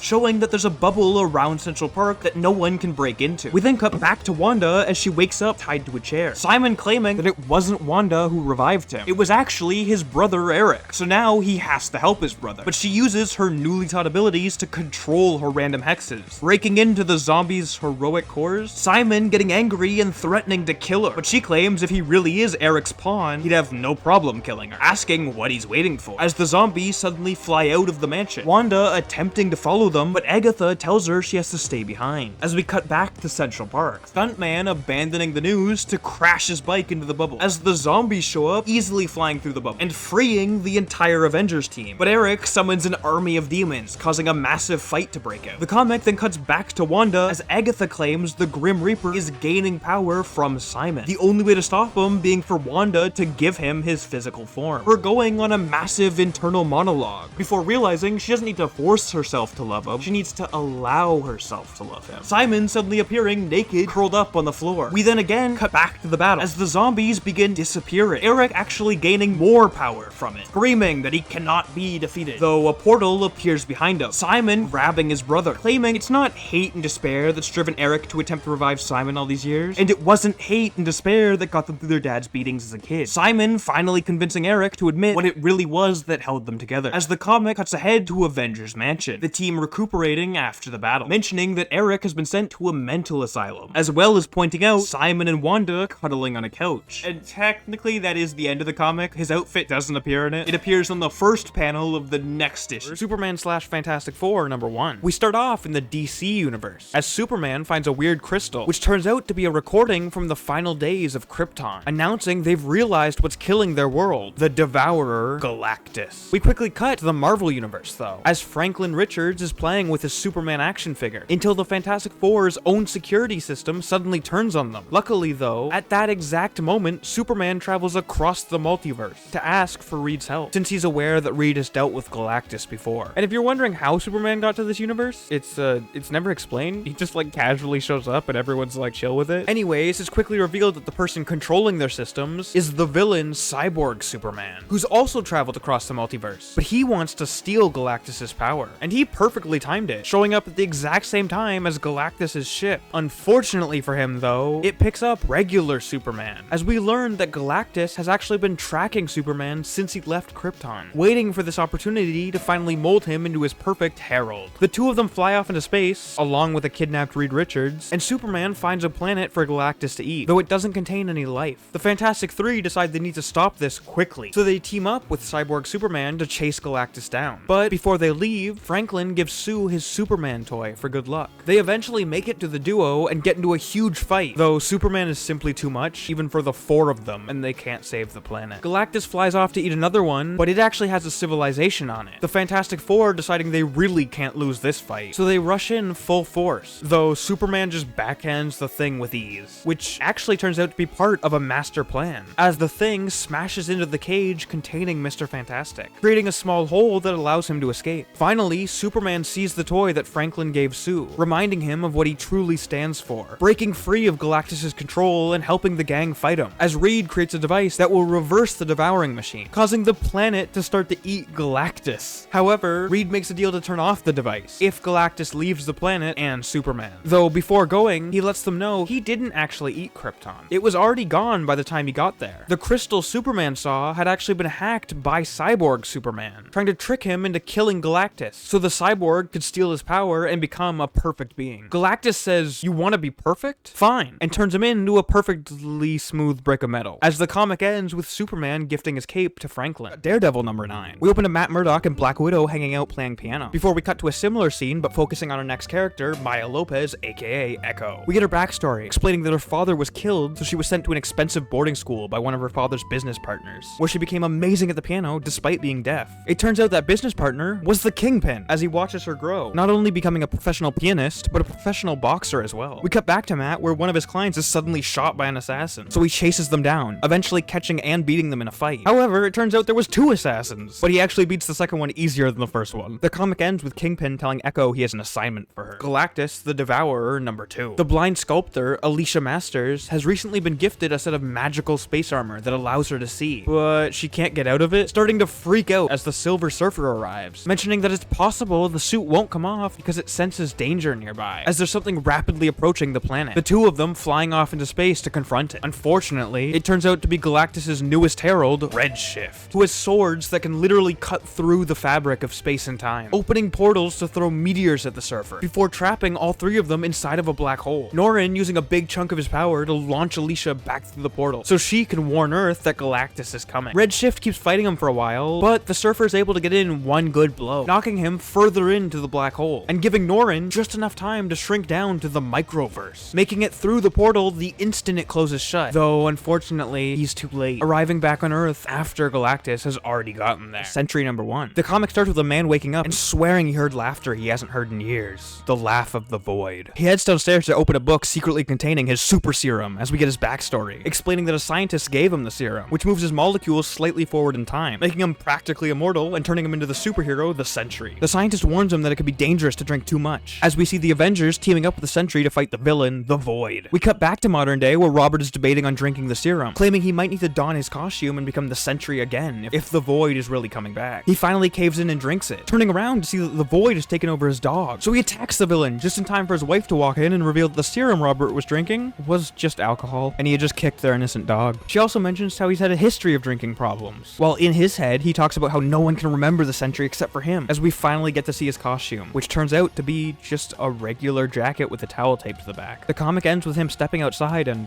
flying? Fantastic Four number 472. Reed, Sue, and Ben are trapped in the negative zone with no way home. They're not alone though. Some Inhumans have tagged along, and there's also some Marines roaming the place. Turns out those Marines have actually managed to capture a Nihilus, as the trio find him being tortured. None of that matters to us though. We'll find our character back on Earth, as we discover it was a corporation that opened the portal to the negative zone, trying to siphon energy out of it, which I assume is what they were doing to Nihilus. Johnny decides to break into their headquarters, but needs to recruit a new team to help him, including returning members She-Hulk and Scott Lang, along with a new member, Namor's cousin, Namorita. Ant-Man shrinks them all down and they sneak into the building, but they've also apparently stolen some of Reed's tech, as a swarm of mini Herbie-bots begin attacking them. They beat them by returning to full size, just in time to be attacked by a giant android as the comic ends. Bloodstone number 1. Starting on a plane as Elsa Bloodstone and her mother Elise are flying to the Bloodstone estate, as Elsa's father Ulysses has recently died, passing the mansion down to her. His assistant, Mr. Barnabas, showing them around the place, as a voice whispers from another room, begging for some supersized McDonald's. It's then revealed that Elsa has no idea what her father did for a living, her mother specifically asking Barnabas not to tell her, as they decide to go stay with some neighbors, because Barnabas claims the mansion needs to air out. The neighbors mentioning that the Bloodstone estate is haunted, as Elsa falls asleep, having a recurring dream about waking up in a coffin before easily beating the shit out of a horde of vampires, setting their base on fire before diving out a window, quickly realizing they were on a Zeppelin as she wakes up, heading to investigate the mansion a bit more, and accidentally setting off a secret door, leading to a basement filled with ancient artifacts, suddenly being attacked by a bunch of zombie dust bunnies, though they're scared off by the estate's caretaker, Adam. He then reveals to her that her father was a monster hunter, handing her a choker with a jewel on it that bites her, mentioning it's nice to finally have a Bloodstone back in the house, as a nearby lamp starts to flash, Elsa grabbing it and mentioning that she wishes she knew why it was flashing, randomly disappearing before Adam says she shouldn't have used the word wish. The comic ending with Elsa appearing in a forest surrounded by dead soldiers, suddenly noticing Dracula, who'd been trapped inside the lamp. In New X-Men number 118, things are going very badly for the X-Men. As Beast is in critical condition, there's a group called the U-Men harvesting mutant organs to give regular humans powers, and there's a bunch of protesters outside the mansion. Getting a brief glimpse at our characters, the Stepford Cuckoos, 5 of the newest students who are also Emma Frost's children, though she doesn't actually know that yet, as her eggs were harvested while she was in a coma. The U-Men are also trying to harvest a mutant's wings. She nearly gets away, but her powers are too new and she ends up getting caught, though Wolverine shows up to save her before we cut back to Emma Frost, who's shown up to meet the U-Men's leader, though she just gets her nose broken before the comic ends with him announcing he's gonna turn the school into an organ farm. In Fantastic Four number 483, Sue Storm is pregnant, but because her and Reed smashed in the negative zone, the baby is full of cosmic energy Sue can't handle. She's hanging out with some Inhumans who are desperately trying to call in Reed for help, but he's been captured by a rogue Inhuman group known as the Hidden Ones, a bunch of gray mind controllers who've secretly been influencing human society. They've also captured the Thing because he's stuck in his human form. We cut to Johnny Storm, who's decided if they can't find Reed, there's only one other person he can turn to, Dr. Doom, who agrees to help out before we check back in with Ben, who through sheer determination has transformed back into the Thing and saves Reed, managing to take out the Hidden Ones, but they suddenly vanish, their final words implying that they assassinated JFK. Eventually they make it to Sue, but the baby's already been born safely thanks to Doom's combination of magic and science. However, in return, Sue agreed to let him name the baby, as he names it Valeria Richards, swearing to protect her from any harm as the comic ends. X-Men Unlimited number 37. A farmer named Mr. Thatchell is performing a ritual to summon a mutant child who's been lost between the dimensions, telling him how his wife and son were killed by a mutant. So now he wants to use this kid's powers to kill all mutants. At the same time, Professor X and Kitty Pryde are grieving the recent death of Magic, when suddenly a bunch of weird alternate X-Men start falling from the skies, and it's revealed the ritual the farmer performed was secretly part of a plan by Mephisto to use the mystery child's dimensional teleportation powers to get every mutant in the multiverse in one place so he could steal their powers. He also mentions that the farmer's son wasn't killed by a mutant. He was a mutant who killed himself, sending the farmer to hell to be with his family. The mystery kid isn't a big fan of Mephisto's plan, though it's suddenly revealed he's Magic's son. Well, a Magic from another universe. And that when he was born, every dimension apparently had a claim to him, so he's just just been stuck floating around between them all. And this alternate Magic teamed up with Mephisto just to see her son. Even with this reveal, he's still not a fan of the plan and tells Magic he loves her before diving at Mephisto, using his powers to send everyone back to their original dimensions as the comic ends. Thor number 60. The comic flashes back and forth between Thor and his Earth identity, Jake Olsen. If you've only seen the movie Thor, comic Thor is a little bit different. Instead of just being himself on Earth, his secret identity is actually a completely different guy that he transforms into. But I guess at this point in the story, Thor has somehow been separated from Jake Olsen. Jake's story is about saving a child trapped under some vehicle. He has to amputate the leg in order to save the boy, but the mother is refusing to let him do it, praying that Thor will show up. So he sneaks back in and chops off the kid's leg before Lady Sif randomly shows up, grabs the kid, and says Asgard can heal him, kind of defeating Jake's whole point to the mother that she shouldn't rely on gods to come save them. Thor's story is a spiritual journey. Immediately, we get to see the new outfit, Lord of Asgard, before he finds his father Odin, who is seemingly still dead at this point in the story. They have a deep talk about the true limits of Thor's abilities, and slowly Thor begins to realize that Odin isn't responding to the word father. Right as he begins to question it, he awakes and realizes it was Odin's power talking to him, so he could awaken the abilities deep within his genetics. Marvel 1602 number 1. Queen Elizabeth is speaking to her intelligencer, Sir Nicholas Fury, about the strange weather that's been happening lately, claiming that some people believe it's the end of the world.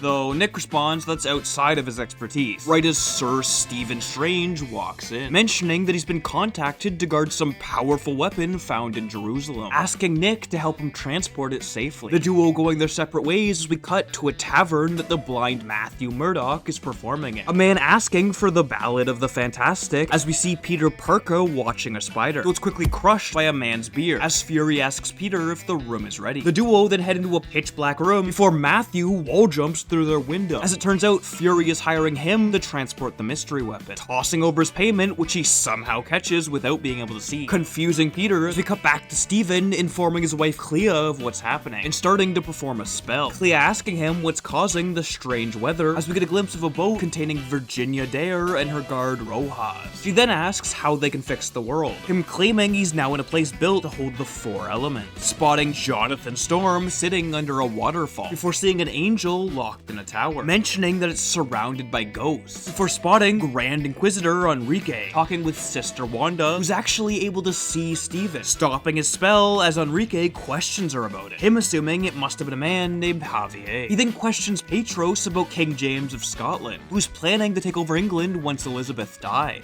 Enrique claiming that once James is king, he'll help him hunt down every witch breed, which is the 1602 name for mutants. We then briefly cut to Rojas and Virginia Dare as they discuss the fact she was the first colonist born in America, so they're heading to London to meet the Queen in hopes that she'll help out their struggling colony. Virginia seeming afraid of changing as we cut back to Fury teaching Peter about the Templars, as he suddenly notices that they're being followed, a vulture man attempting to stab him, but his armor blocks it as he easily defeats the creature, deciding to lock him in a nearby tower. We then reach the execution of the angel from earlier, though right before he's killed, a man yells "now," causing the flame to suddenly extinguish as the entire area is surrounded by ice. The first man using some laser vision to free the angel, before busting a hole in the wall so they can escape using a boat that John Gray is on. The comic ends with an old man starting to transport the mystery weapon. Marvel 1602 number 2. Starting as Fury has arrived at Javier's college for the Sons of Gentlefolk, the witch breed Henry McCoy showing him around the place as Fury tells Javier the Queen will likely die soon, and her replacement King James is gonna hunt down all witch breeds, and then introducing Fury to his students before cutting to Peter Parker looking for Virginia Dare. Their bodyguard grabs him, Peter claiming he's just here to bring her to the Queen, as Virginia begs Rojas to let him go, which he doesn't until Peter allows him to join them. We then cut to Matthew Murdoch singing in the street, Natasha Romanova begging him to stop, as they set off on their journey to go pick up some mysterious weapon. The duo talking as she asks if he was born blind, him explaining that he was able to see as a kid, until he wandered into a cave and just ate a random liquid he found, quickly realizing that he couldn't see anymore. We then briefly see the King of Latveria, Otto von Doom, announcing that he's gonna steal the mystery weapon, as we cut to King James speaking to his advisor, David Banner, who claims that the Inquisitor's man Petros has arrived. James being confused how he got there so quickly, as he claims he simply runs very fast. James laughing it off before saying that the sooner Elizabeth dies, the nicer it'll be to the Inquisitor and his people. We then cut to the Inquisitor as Sister Wanda questions what makes their powers different from the witch breeds they kill. His only answer being that he's the Inquisitor and he decides who lives. As Petros suddenly appears before we cut back to Javier's school. Fury showing him a sketch of the Vulture Man that attacked him. Javier using his abilities to sense that he's just one of 3. The other 2 aiming to kill a young colonist and the Queen herself. We then shift to Virginia traveling to meet the Queen. We're explaining that Rojas is the only reason they've even survived, as he found them during their first winter in America. Peter then mentioning that he used to live with his aunt and uncle until one day Fury showed up claiming that he used to work with Peter's parents and hiring him as his protege. They then arrive at the Queen's palace, her asking Rojas if he can dance, which unfortunately he can't, as they're suddenly attacked by a vulture flyer who grabs Virginia. The Rojas tosses a disc hitting the vulture in midair, but Virginia is nowhere to be seen. Them noticing claw marks on the vulture's face as the comic ends by showing a giant white griffin. Captain Marvel number 16. Marvel's son Genus has just been kidnapped by an alien wearing his mother's face, though it claims to actually be his mother, and his powers are also telling him it's his mother. But it couldn't possibly be his mother, at least he doesn't think so, pulling out a gun before blasting her in the face and escaping. He then ends up running into Epiphany, the daughter of Eternity, and they sleep together, her convincing him to revive Rick Jones. Oh, why is Rick Jones dead, you may be asking? Well, Genus and Rick kinda share a cosmic connection, which Genus got tired of dealing with, telling Rick to jump off a building, which Rick did. Oh, also, Rick is in the Microverse, which also happens to contain a cult-like fan club to Rick, who've decided to cremate his body in a micro-massive ceremony, though luckily Genus is able to use their connection to revive him before it happens. We then cut back to the woman who couldn't possibly be Genus's mother, who's working with Thanos' brother Star Fox to chase him down, quickly finding him floating in space, though it turns out to have been a mirage Genus placed as a distraction. The comic ending with them recruiting a new ally, Genus's sister, Phyla-Vell. Iron Man number 75. Tony Stark is walking down the street with some soldiers when he's randomly shot at, suddenly activating Iron Man suits for them all, non-lethally taking down the attackers, as it turns out this whole thing was a publicity stunt for Tony's campaign to become the new Secretary of Defense, claiming that he's decided he can help defend America without getting anyone killed. He then answers some questions from the press as we briefly cut to the White House, where some politicians are debating what side Tony is on, before cutting again, this time to the Avengers, unsure if they can handle having a politician on their team, though Cap points out they've had 3 kings in the past. We then cut to Tony's rival candidate, Sonny Birch, who's showing off some tech he'd stolen from old Stark Industries patents, though nobody showed up for the demonstration. The engineers mentioning that they can't even understand how half the technology works, before we cut back to Tony, as he flirts with Christine Everhart, a reporter for the Daily Bugle, who just asks him if he's been hit on the head too many times, before he's dragged away by his team. They then try to drive through the crowd of reporters, watching Christine on the news criticizing Tony for spending years lying about being Iron Man, his own team questioning him as he decides to put on the suit, carrying the car over the crowd, before his head of PR asks him why he decided to stop lying, him claiming he's growing up and there's simply more he can do for the world as the comic ends. Marvel 1602 number 5. Fury has been given an order from King James to storm Javier's Witchbraid school, but he asks that none of the students be hurt before getting into a conversation with Stephen Strange, who claims that the agent Fury sent to guard the mystery weapon has failed as he was betrayed. Fury doubting Strange's magical abilities as he fades away in front of his eyes. Cutting ahead to Fury arriving at the school, Peter Parker answering the door as he's convinced Javier and his students to peacefully turn themselves in. We then cut to Otto Von Doom as he examines a mysterious golden orb he'd stolen from Fury's agent Matt Murdock and some random old guy named Donal who was helping transport it, him refusing to give any information as Doom claims he will figure out its secrets, asking an unseen prisoner deep underneath his castle about it, before sleeping with the betrayer Natasha Romanova in front of an empty glass cage. Quickly cutting to Donal in the dungeons being contacted by Steven, him mentioning that the weapon is in the castle, but it's not the object that Doom thinks it is. The magician disappearing as we continue to focus on Strange in his home, Leah questioning him about a thing he said a while back about the 4 elements being trapped within a mountain, asking if it could have been 4 people with elemental abilities. Steven claiming that they're dead as Virginia questions Clea about the people. She then tells the tale of Sir Richard Reed and his ship, the Fantastic, which was crewed by his old friend Benjamin Grimm, a fugitive Jonathan Storm and his sister Susan Storm. Virginia realizing she's heard a song about them before Clea explains that one day they sailed through a mysterious curtain of light, which gave them elemental abilities,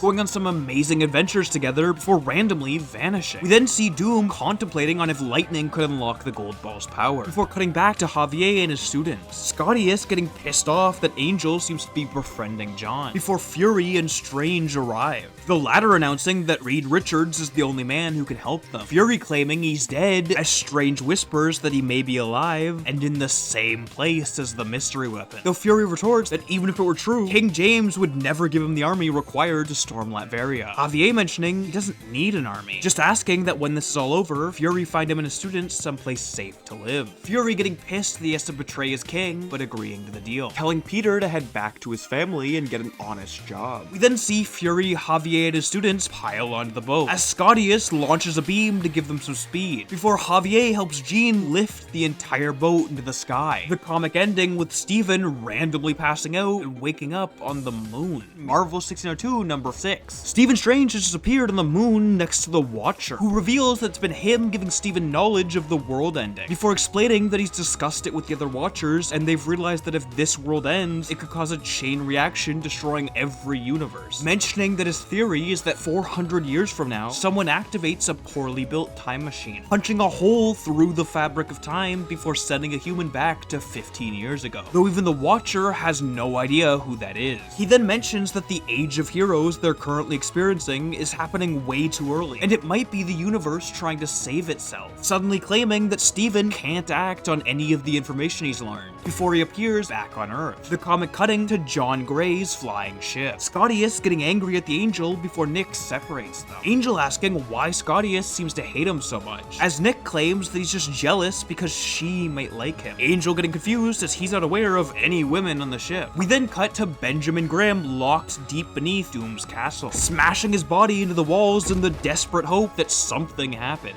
noticing a crack where there wasn't one before, as Matt Murdock listens to the shaking. We then see Petros warning Doom of the approaching flying ship, Doom attempting to arrest him, though Petros speeds away. The ship then finally arrives as Doom starts to fire his cannons, while Angel helps carry Scottius to the ground, a gang of vulture flyers attacking everyone who stayed on the ship, John desperately trying to keep it in the air, as Ben rocks the castle enough to break Matt's chains, along with shattering the glass tube in Doom's bedroom. Natasha being knocked out as it turns out Susan Storm had been locked inside the tube, helping free the rest of the prisoners before Matt grabs Donald, backflipping out of the castle as the old man finds the mystery weapon he was transporting, which turns out to have actually been his cane. Tapping it on the ground as a massive storm starts, Bobby using his abilities to chill the rain, freezing both the vultures and the cannons. The Fantastic Four then charge at Doom as he whips out what he believes is the mystery weapon, claiming that all he needs is lightning, as he's suddenly struck by lightning, exploding the orb and incinerating Doom's face. The gang then turning around as they notice Thor carrying the ship, allowing everyone to climb back on board, Matt deciding to stay behind as Natasha discovers Doom. The comic ends with Petros trying to warn Enrique about Doom losing, but he's suddenly caught in a net by King James, who's discovered that they're secretly witch breeds, as their ally the Toad betrayed them. Epic Anthology number 1. Now this comic was actually originally supposed to be 3 different comics, but all 3 series were cancelled before they started and their first issues were shoved into this one book.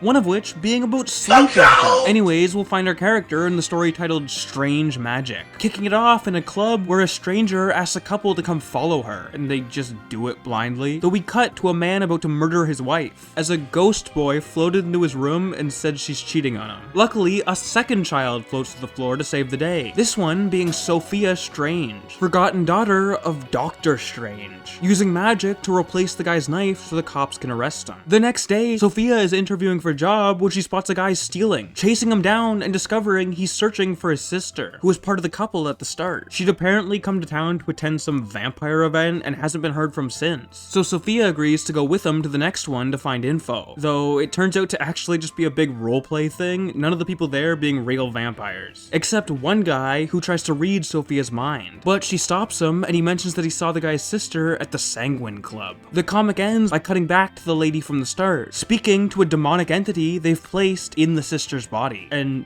that's it. This storyline is never continued. Marvel 1602 number 8. Kicking it off as Rojas explains he's actually the modern day Steve Rogers, from a timeline where all the heroes got too old, allowing Kilgrave to take over the world, deciding to send the ageless Steve into the past, landing in America during the late 1500s, and quickly befriending a local tribe before discovering the Roanoke colony, deciding to help them. We then cut to the Roanoke colony, Javier explaining to Nick Fury that he senses 3 boats approaching. The first containing someone dead yet not dead, the second containing David Banner and Peter Parker who've been sent by the king to kill Fury, and a third containing an old friend of Javier's. We then cut to that old friend as Javier taps into his mind, Enrique revealing that they've been forced to flee England as the king wants to kill them, as their entire boat is frozen solid. We then cut to Scotius apologizing to Angel for being such a dick recently, claiming that he had no reason to be jealous as Angel thought Jean Grey was a dude the whole time. But Angel refuses his apology, mentioning that he may have been deceived, but he was still in love with that man. The first boat Javier saw then arrives at the colony, turning out to contain Virginia, Rojas, and Clea, along with Strange's severed head. Him explaining that someone from the future has come to their past and is what's causing the end of the world. Reed realizing they have to reopen the tear in time and send the person back, which will likely cause their universe to cease to exist. We then briefly see a drunken Donal ranting to himself about how much he hurts, but how the mighty Thor never hurts, asking if he's boring them, as it turns out he's talking to Susan Storm. The focus shifting to Virginia with some children listening to the conversation, the kids claiming they know where the tear in time is,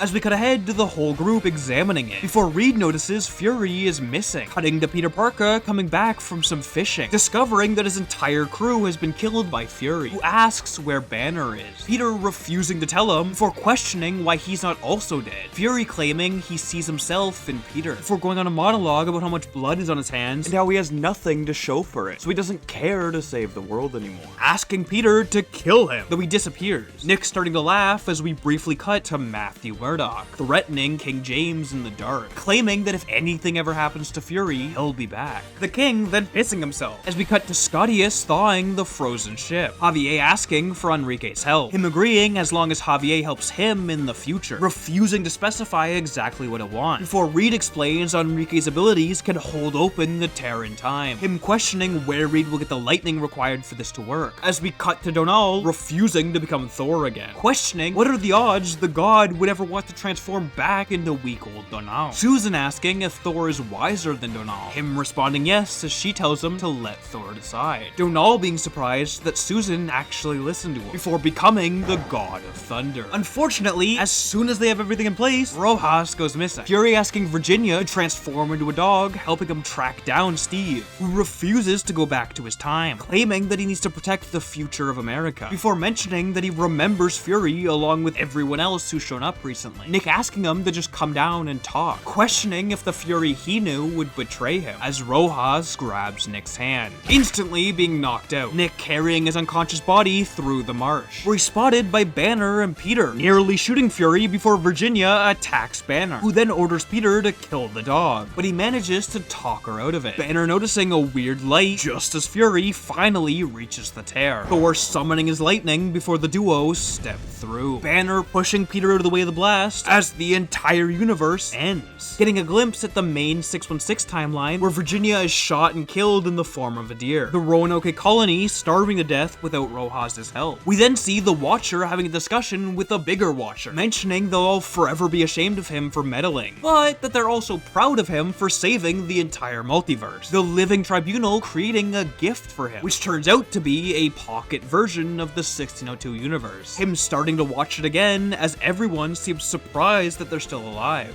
Clea announcing that with Strange dead, she no longer has any connection to this world, creating a magic door and stepping through, before Thor announces he's heading home to ask his father for advice, as he can't be happy while he hears Donal screaming. Enrique then tells Javier to teach his children Wanda and Petros, widows, asking that they not be told they're his children, as we cut to Peter finding Virginia. Questioning where Banner went as we get a brief flash of him having become the Hulk. Virginia asking Peter to stay with her as the comic ends with the spider biting his hand. Ultimate Spider-Man number 61. Kurt Connors has just found out Peter is Spider-Man, running some tests on his blood and realizing it could be used to cure diseases like cancer. Connors quickly asking Peter if he'd allow them to do more research, which he accepts, as long as Connors lies about where he got the blood. We flash forwards to 2 months later as the Punisher is trying to stop a robbery, but Spider-Man doesn't trust him, so he ties up both Frank and the thief, though he's injured in the fight, asking Connors to help stitch him up. The comic ends with Kurt checking in with his lab assistant, Ben Reilly, to see the progress on Little Ben, a clone created from mixing Peter's blood with the Venom symbiote. Astonishing X-Men number 4, which starts right after a cure for mutants has been discovered, and the X-Men have heard rumors that they used a kidnapped mutant to develop the cure, so they're heading to the labs to check it out. While they're gone though, the alien Ord breaks into the mansion, seeking revenge against the X-Men. He eventually runs into 2 students, Wing and Hisako Ichiki, aka Armor, whose power is blue in her first appearance, despite it normally being red in more modern comics. She knocks him down, but he easily hits her back even harder, grabbing Wing, injecting him in the spine with the mutant cure, and then dropping him to his death, declaring man was not meant to fly. Heading back to the X-Men, they found the mutant, but none of them recognize her, when suddenly they're all gassed and knocked out, except Kitty Pryde, who is phasing to the bottom levels, where she eventually finds Colossus, who's been held hostage. He viciously murders the guards, and then the comic ends with him asking Kitty if he's finally died. Thor number 83. An army run by Loki has just attacked Asgard. The Asgardians managed to win the fight, but suffered a ton of casualties. So Thor vows to defeat Loki and appoints Beta Ray Bill as temporary king while he's gone. Mounting his chariot of goats, he sets off and runs into the Omni Power. Apparently Thor has been weaker than normal, as the Omni Power left him recently, and Thor just hasn't been worthy of his full power, bringing him to the World Tree, where things have gotten so bad the messenger Ratatoskr has died. Thor reminiscing on how he used to listen to the squirrel's stories as a child. The Omni Power mentions that Odin also had to go through this once, as he brings him to a well and demands a sacrifice. Thor assuming that means he has to rip out his eye like Odin did. It doesn't work though, so he decides what's better than one eye? 2 eyes, and rips out the second one, which actually does work, and fills the well with magical water that he drinks, teaching him of the cycle of Ragnarok, how Asgard has died countless times and is always reborn. The comic ends with the Omni Power literally telling Thor to kill himself. Thanos number 11, kicking it off in a space prison named the Kiln, though there's been a bit of an uprising and the prisoners are no longer contained, including Thanos, but also Star-Lord, who was arrested after trying to help arrest another prisoner, a prisoner who's already escaped, a prisoner named the Fallen One, the very first herald of Galactus, mentioning that while Galactus eats planets because he needs to, the Fallen One helped him because he enjoyed watching planets die. Thanos heads off to speak to Galactus, and it turns out the Fallen One has been trying to kill him ever since he got fired, and this time he might actually succeed, as Galactus has been majorly weakened. Not that it really seems to bother him though, simply responding, it is what it is, as the comic ends with the Fallen One launching himself across space. Black Panther 2099 number 1. We kick it off in Wakanda, where T'Challa and the royal family are long dead, and have been replaced by a council of leaders, though that leadership doesn't last very long, as Dr. Doom suddenly attacks, only taking him 6 weeks to gain complete control over Wakanda, though technically this isn't the Doom you know, as we get a brief flashback showing his student killing him and taking the armor, as there can only be one Doom. Anyways, one of the council, Shamba, manages to escape and helps start a revolution, fighting back against Doom's forces, eventually proving himself to be so strong that the elders trust him with the mantle of Black Panther, taking back Wakanda in 5 weeks, one less than it took Doom, though the comic ends by hinting at the fact that Doom might have a bit of magical control over Shamba. Fantastic Four number 519. An alien named Zaius has just invented a device that can turn an entire planet invisible, which could save billions from being eaten by Galactus. Unfortunately, there's one being in the universe who could counter the device, Sue Storm, so the aliens have decided they need to sacrifice her before Galactus can turn her into his next herald. She's actually accepted her fate, realizing how many lives are at stake, though luckily she's saved by Reed, shooting her with a ray that removes her powers. At least that's what he tells the aliens it did, until they leave peacefully, and he reveals that what it really did was swap Sue's powers with Johnny's. Unfortunately, the aliens were correct. Galactus is coming, though Sue is no longer his target, arriving at Earth and transforming Johnny Storm into his next herald. Secret War number 3. Peter Parker is on a date with MJ when he starts getting visions of a fight he doesn't remember participating in, featuring Daredevil in a new costume, cutting ahead to him seeing the fight in his dreams, before we cut to Steve Rogers screaming at Nick Fury in Luke Cage's hospital room, blaming Nick for Luke being hurt. As we cut to Daredevil swinging around the city, his senses telling him that Peter is currently inside Matt's apartment, accidentally spitting some milk on him before asking him about the visions, though Matt hasn't had them, assuming Spidey is just under a lot of stress. Matt then gets a call from Jessica Jones informing him that Luke is hurt. The duo rushing out to see him as Matt's apartment blows up behind them. Some more explosions going off as it turns out Diamondback and Scorcher are after them, getting into a fight, though they weren't prepared for Spidey to be there, causing the villains to run away. As we cut back to Steve, claiming that he was attacked by villains at his civilian home, just like Luke was, as Daredevil swings in, mentioning the same thing just happened to him. Spidey questioning how he got caught up in all this, but Cap mentions he was already part of it, as this is the anniversary of their secret war, which just confuses Matt and Peter. The comic ends with another explosion going off, as a massive team up of villains appears. Stormbreaker, the saga of Beta Ray Bill #1. Ragnarok is currently in full swing, the Asgardians desperately trying to defend their home, along with Beta Ray Bill, though Thor teleports him into space, telling his friend to leave as the Asgardians will surely die. Bill decides to return to his own planet. Unfortunately though, he's been gone for so long that they've replaced him as the planet's protector with Alpha Ray, who's actually older than Bill, but he's super mentally unstable, so they locked him up until they had to set him loose to defeat Galactus. Fun fact, Galactus's form actually adapts to what would fit best for each species. So for humans, he's the classic giant man, but for Bill's people, he appears as this tentacle god. Bill tries to help out, but Alpha Ray attacks him, yelling that his people don't need him anymore. The fight doesn't last long though, as Galactus lasers them into the planet, knocking Alpha Ray out. Bill is still conscious though, rushing at him until he's blocked by Galactus's newest herald, Stardust, a being of pure energy. They fight for a bit, but Galactus gets bored and claps them. The comic ending with him beginning to devour Bill's planet. Black Panther #2, which starts in the past with a ceremony to choose the next Black Panther. A bunch of masked men are fighting as T'Challa's sister, Shuri, sneaks out of the castle to watch the fights. She tries to participate in the battle, but one of the fighters gets thrown into the arena and lands on top of her, allowing someone else to take her place and win the match, removing his mask to reveal T'Challa himself, the comic being the origin of how he first became the Black Panther. GLA #2. The Great Lakes Avengers member, Dinosaur, has just died. The team holding a funeral for her as her boyfriend, Mr. Immortal, starts to freak out, screaming at the Avatar of Death, Death Urge, and getting into a little therapeutic tussle. The comic then briefly cuts to the villain, Maelstrom, assembling his ultimate weapon that will combine space and time into one, though he's missing some pieces, deciding to hire some top-tier villains, Batroc the Leaper and a couple of his friends. As we cut back to the GLA, Mr. Immortal pirating 57 covers of the song One, as Flatman decides they need to find some more team members, heading to New York to ask Hawkeye to rejoin, though it turns out they got the wrong guy, then asking Moon Knight, but he also says no, along with Wolverine, Spidey, and Daredevil. They then get really desperate and just start asking everybody. Like, I'll be honest, I love my boy Sleepwalker, but when you're asking him to join your team, you are scraping the bottom of the barrel. They do almost manage to get Living Lightning to join, until he realizes GLA stands for Great Lakes Avengers and not the Gay Lesbian Alliance. Eventually, they just give up altogether, their day going so badly they get mugged in the park, though Squirrel Girl shows up to save them, immediately saying yes to joining the team, probably because she hasn't appeared in a comic in over a decade, as their alarm starts going off. It turns out to be the villains Maelstrom hired, though they're already being fought by a brand new hero, Grasshopper, him agreeing to join the GLA during the fight, which they end up easily— oh fuck, he's dead, and the villains got away. Another rousing success for the #1 Avengers team. GLA #4. Squirrel Girl has just discovered her partner, Monkey Joe, murdered. Like, brutally. He was lit on fire while being stomped on by the GLA's villain, Leather Boy. Yes, he decided to call himself Leather Boy. Suddenly, a shadow squirrel named Death Urge shows up for Monkey Joe's soul. He decides to start screwing with their teammate, Mr. Immortal, though, taunting him about the fact he'll outlive everyone he loves. Mr. Immortal asks if there's a way he can get rid of the curse, but Death Urge reveals he's a mutant, so there's nothing he can do about his powers. Well, actually, he's a step above mutants. He's the first Homo Supreme. For some reason, Death Urge decides to tell them about some villains, so they set off to stop them. And it's truly the most fearsome foes. Some of Marvel's strongest threats, like Batroc the Leaper and Machete. Squirrel Girl easily defeats them with an army of squirrels, and they make it to the leader, Maelstrom, who,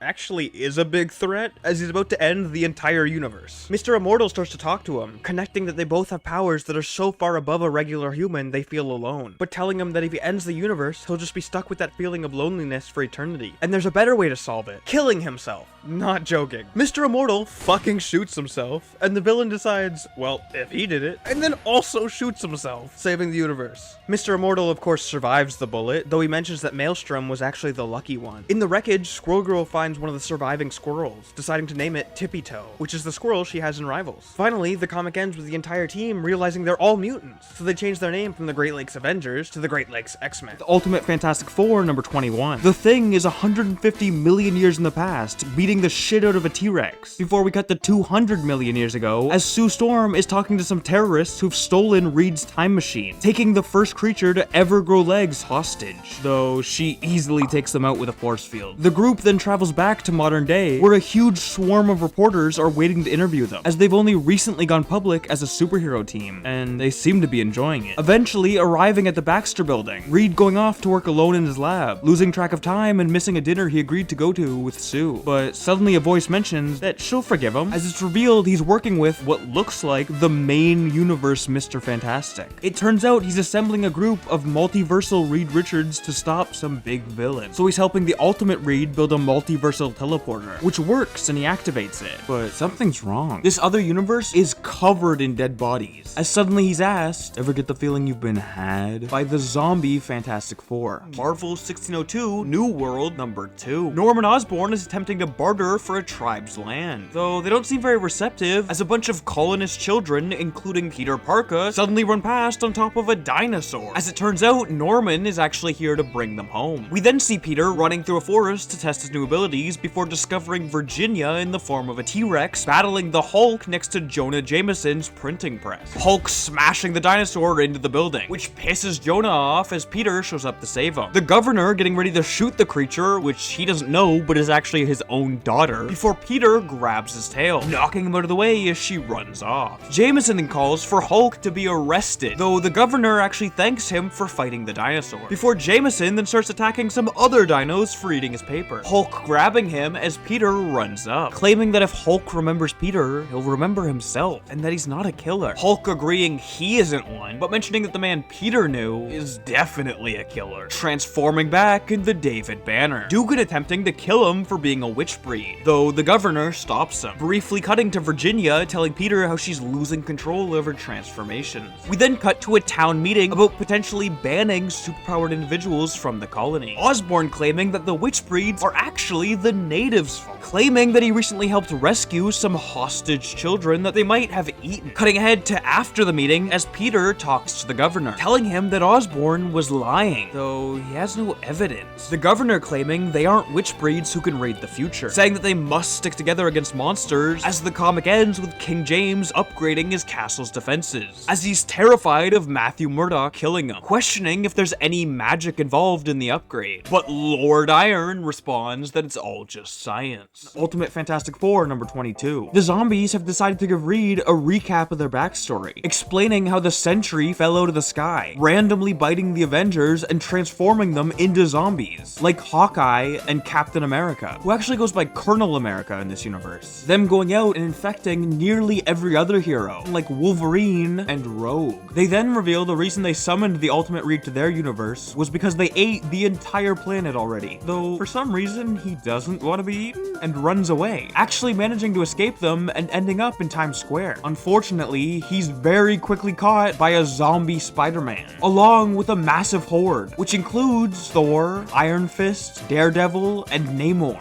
Though suddenly, zombie Hulk shows up, tearing through the crowd to take Reed for himself. But even he stopped when a truck randomly drops out of the sky, Colonel America yelling for everyone to run, getting a quick glimpse at a zombie cloak, before more cars start raining down, crushing a zombie Doctor Strange. Suddenly, a hand reaches out to Reed, as it turns out he was saved by a still human Magneto. The duo heading back to his base, though it only contains 3 random survivors, none of them with powers, unless you count diabetes as a superpower. Finally, the comic ends by cutting to the Ultimate Universe, as the rest of the Fantastic Four discover Reed's teleporter, which activates out of nowhere, the zombie Fantastic Four jumping out. Daredevil Father number 3. Daredevil's identity has recently been revealed by a newspaper. The Matt sued them to hide it, but unfortunately the info did reach the Santarians, who don't really like Daredevil, as all the criminals he scares out of Hell's Kitchen just end up going into their neighborhood, getting into a brief alley brawl until it turns out one of them has telekinesis, lifting Matt into the air and then throwing him into some trash, before another tries to use some telepathic powers, though Matt is able to fight it off before they just leave him in the alley. Eventually he staggers out, only to discover a murder scene, spotting a man he's recently been tracking in the crowd, but the guy gets away because Matt is injured. We then cut to that night as he has some nightmares about important moments in his life,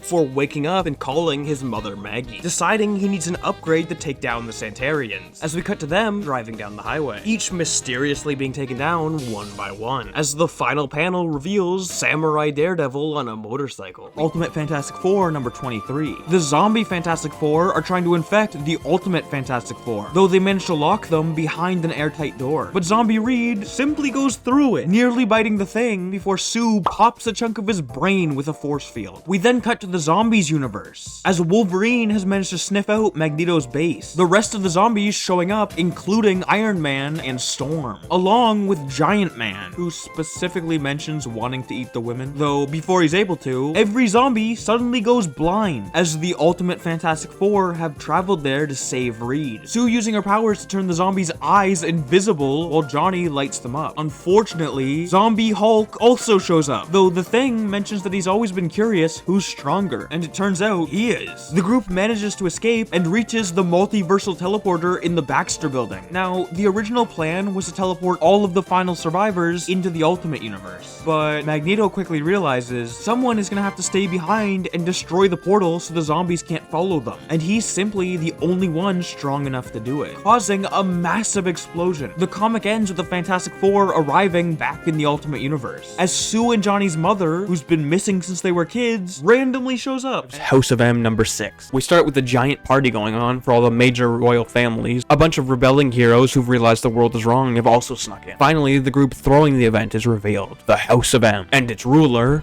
King Magnus. The heroes launch an entire sentinel at him, but he manages to stop it, and a huge fight breaks out, but the comic ends pretty quickly after it starts. Captain Universe, Daredevil, the Man Without Fear, number 1. Matt is defending a man named Dr. Wiles who's been accused of murder, though midway through the court hearing, he spots an invisible man in the back of the room, running after him while Foggy calls for a recess. Matt swapping into his Daredevil suit before catching up to the invisible man, getting into a brief fight as he's randomly transformed into Captain Universe, regaining his sight and causing the men to run away, before Matt is overwhelmed by his new senses, taking a minute to calm down before speaking with the Unipower, a cosmic being that turns people into Captain Universe in times of crisis, which Matt already knows all about, as his client, Dr. Wiles, is actually a former Captain Universe himself. They then discuss how the Unipower seems to be losing control of itself, so it's attempting to latch onto Earth's strongest heroes in order to figure out what's wrong with it, as we cut ahead to Matt revealing he can now see to Foggy, the duo talking about how some mysterious villain must be trying to take the Unipower, and that's why those invisible men were at Dr. Wiles' trial. Matt realizing he can use his new abilities to sense the entire city, overhearing some goons mentioning that they're gonna attack Matt's apartment, so he attacks them first, getting into a fight until they throw a flashbang, which majorly disorients him as he's not used to being affected by visual attacks. He then tells the Unipower to leave his body, becoming blind again and easily taking down the group the way he's used to fighting, most of them managing to drive away, though one gets left behind. Matt interrogating him to discover they work for AIM, calling in a favor with Natasha Romanoff to get S.H.I.E.L.D. to stop the case against Dr. Wiles. We then cut ahead as Matt goes to dinner with Foggy, him pulling out a picture of Matt's ex-wife so he finally gets the chance to see her, though he actually can't see her as he's still blind from the fight earlier, deciding to lie to make Foggy happy. The comic ends with Matt meeting up with Dr. Wiles and the Unipower, Wiles questioning why the cosmic being abandoned him, as it explains that it's scared that it might end up killing him due to its recent power fluctuations. The trio deciding they have to work together to track down AIM. The Fantastic Four Wedding Special. It starts off with the Fantastic Four along with Sue and Reed's 2 children all hanging out at home. Sue is being overwhelmed, but quickly finds a letter inviting them out for a couple's dinner. They drop off their kids with the Inhumans and head to the restaurant to find a bunch of other versions of themselves, all of whom have no idea who invited them there. They quickly realize they aren't actually alternate reality versions of each other. They're all from the same universe, just different points in time. Eventually, a newlywed couple walks in, sporting the Life Fantastic outfits. They talk with all the other versions for a while, then leave to go on a honeymoon at the Watcher's home on the moon. Back at the restaurant, the oldest couple there opens a portal to a garden where they all watch Reed propose to Sue. Afterwards, the old ones reveal that they were running the event as a celebration of their 40th wedding anniversary. Which, funny coincidence, this comic is also releasing 40 years after the original Fantastic Four wedding. What are the chances of that? Whoa, what a coincidence. They tell everyone to live a life fantastic before everyone is sent home, their memories are wiped, and the story draws to a close. Marvel Zombies #1. Magneto has blown up the only way out of this universe, and despite the explosion clearly wiping the building off the face of the earth, he's actually fine. Well, if you ignore the army of zombies about to devour him, including Moon Knight. But he is the master of magnetism, and they're in a city, so even in a 1v20, he still has the upper hand, slicing Colonel America's skull open with his own shield before running away. Spidey trying to chase him down, but he runs out of web fluid and snaps his leg in half. During the chase, Magneto also briefly gets a signal from his space base, Asteroid M, which turns out to still contain some survivors, though he won't get the chance to meet them, as eventually he's caught by the zombies, chopping Hawkeye's head clean off before the Wasp sneaks up behind him and bites his neck, allowing the entire group to devour him. After eating, the zombies start to regain a bit more control of themselves, trying to figure out how their new bodies work, but none of them are quite sure, as Colonel America is still walking around perfectly fine with half his brain missing. Spider-Man also starts freaking the fuck out, realizing he ate his aunt and MJ, though they quickly get distracted when the Silver Surfer flies by. Marvel Zombies #2. The zombies have decided they're actually too lazy to chase down the Silver Surfer. Hank Pym sneaking off to his secret lab where he's storing a still human Black Panther, slowly eating bits and pieces of him to stay sane while working on a cure. Unfortunately, the Wasp catches him, threatening to rat him out to the entire group if he doesn't share. So he bites his wife's head off, though zombies don't taste good, so he spits it out. T'Challa suddenly wakes up, begging for death, so Hank leaves to find him more sedatives, before we cut to the Silver Surfer as he flies around the world, some zombies like Doom noticing him, as we cut back to the main zombie horde, where Iron Man is interrogating the group that ate Magneto, them claiming he died in an explosion and that there was nothing to eat, though Spider-Man crying about his dead family kinda gives them away. During the convo, we also get our next character hidden in the crowd, Zombie Blade. Tony then mentions to Cap that they eat way too much food as a massive group, deciding it would be smarter to split off and hope they can find some survivors somewhere else in the world.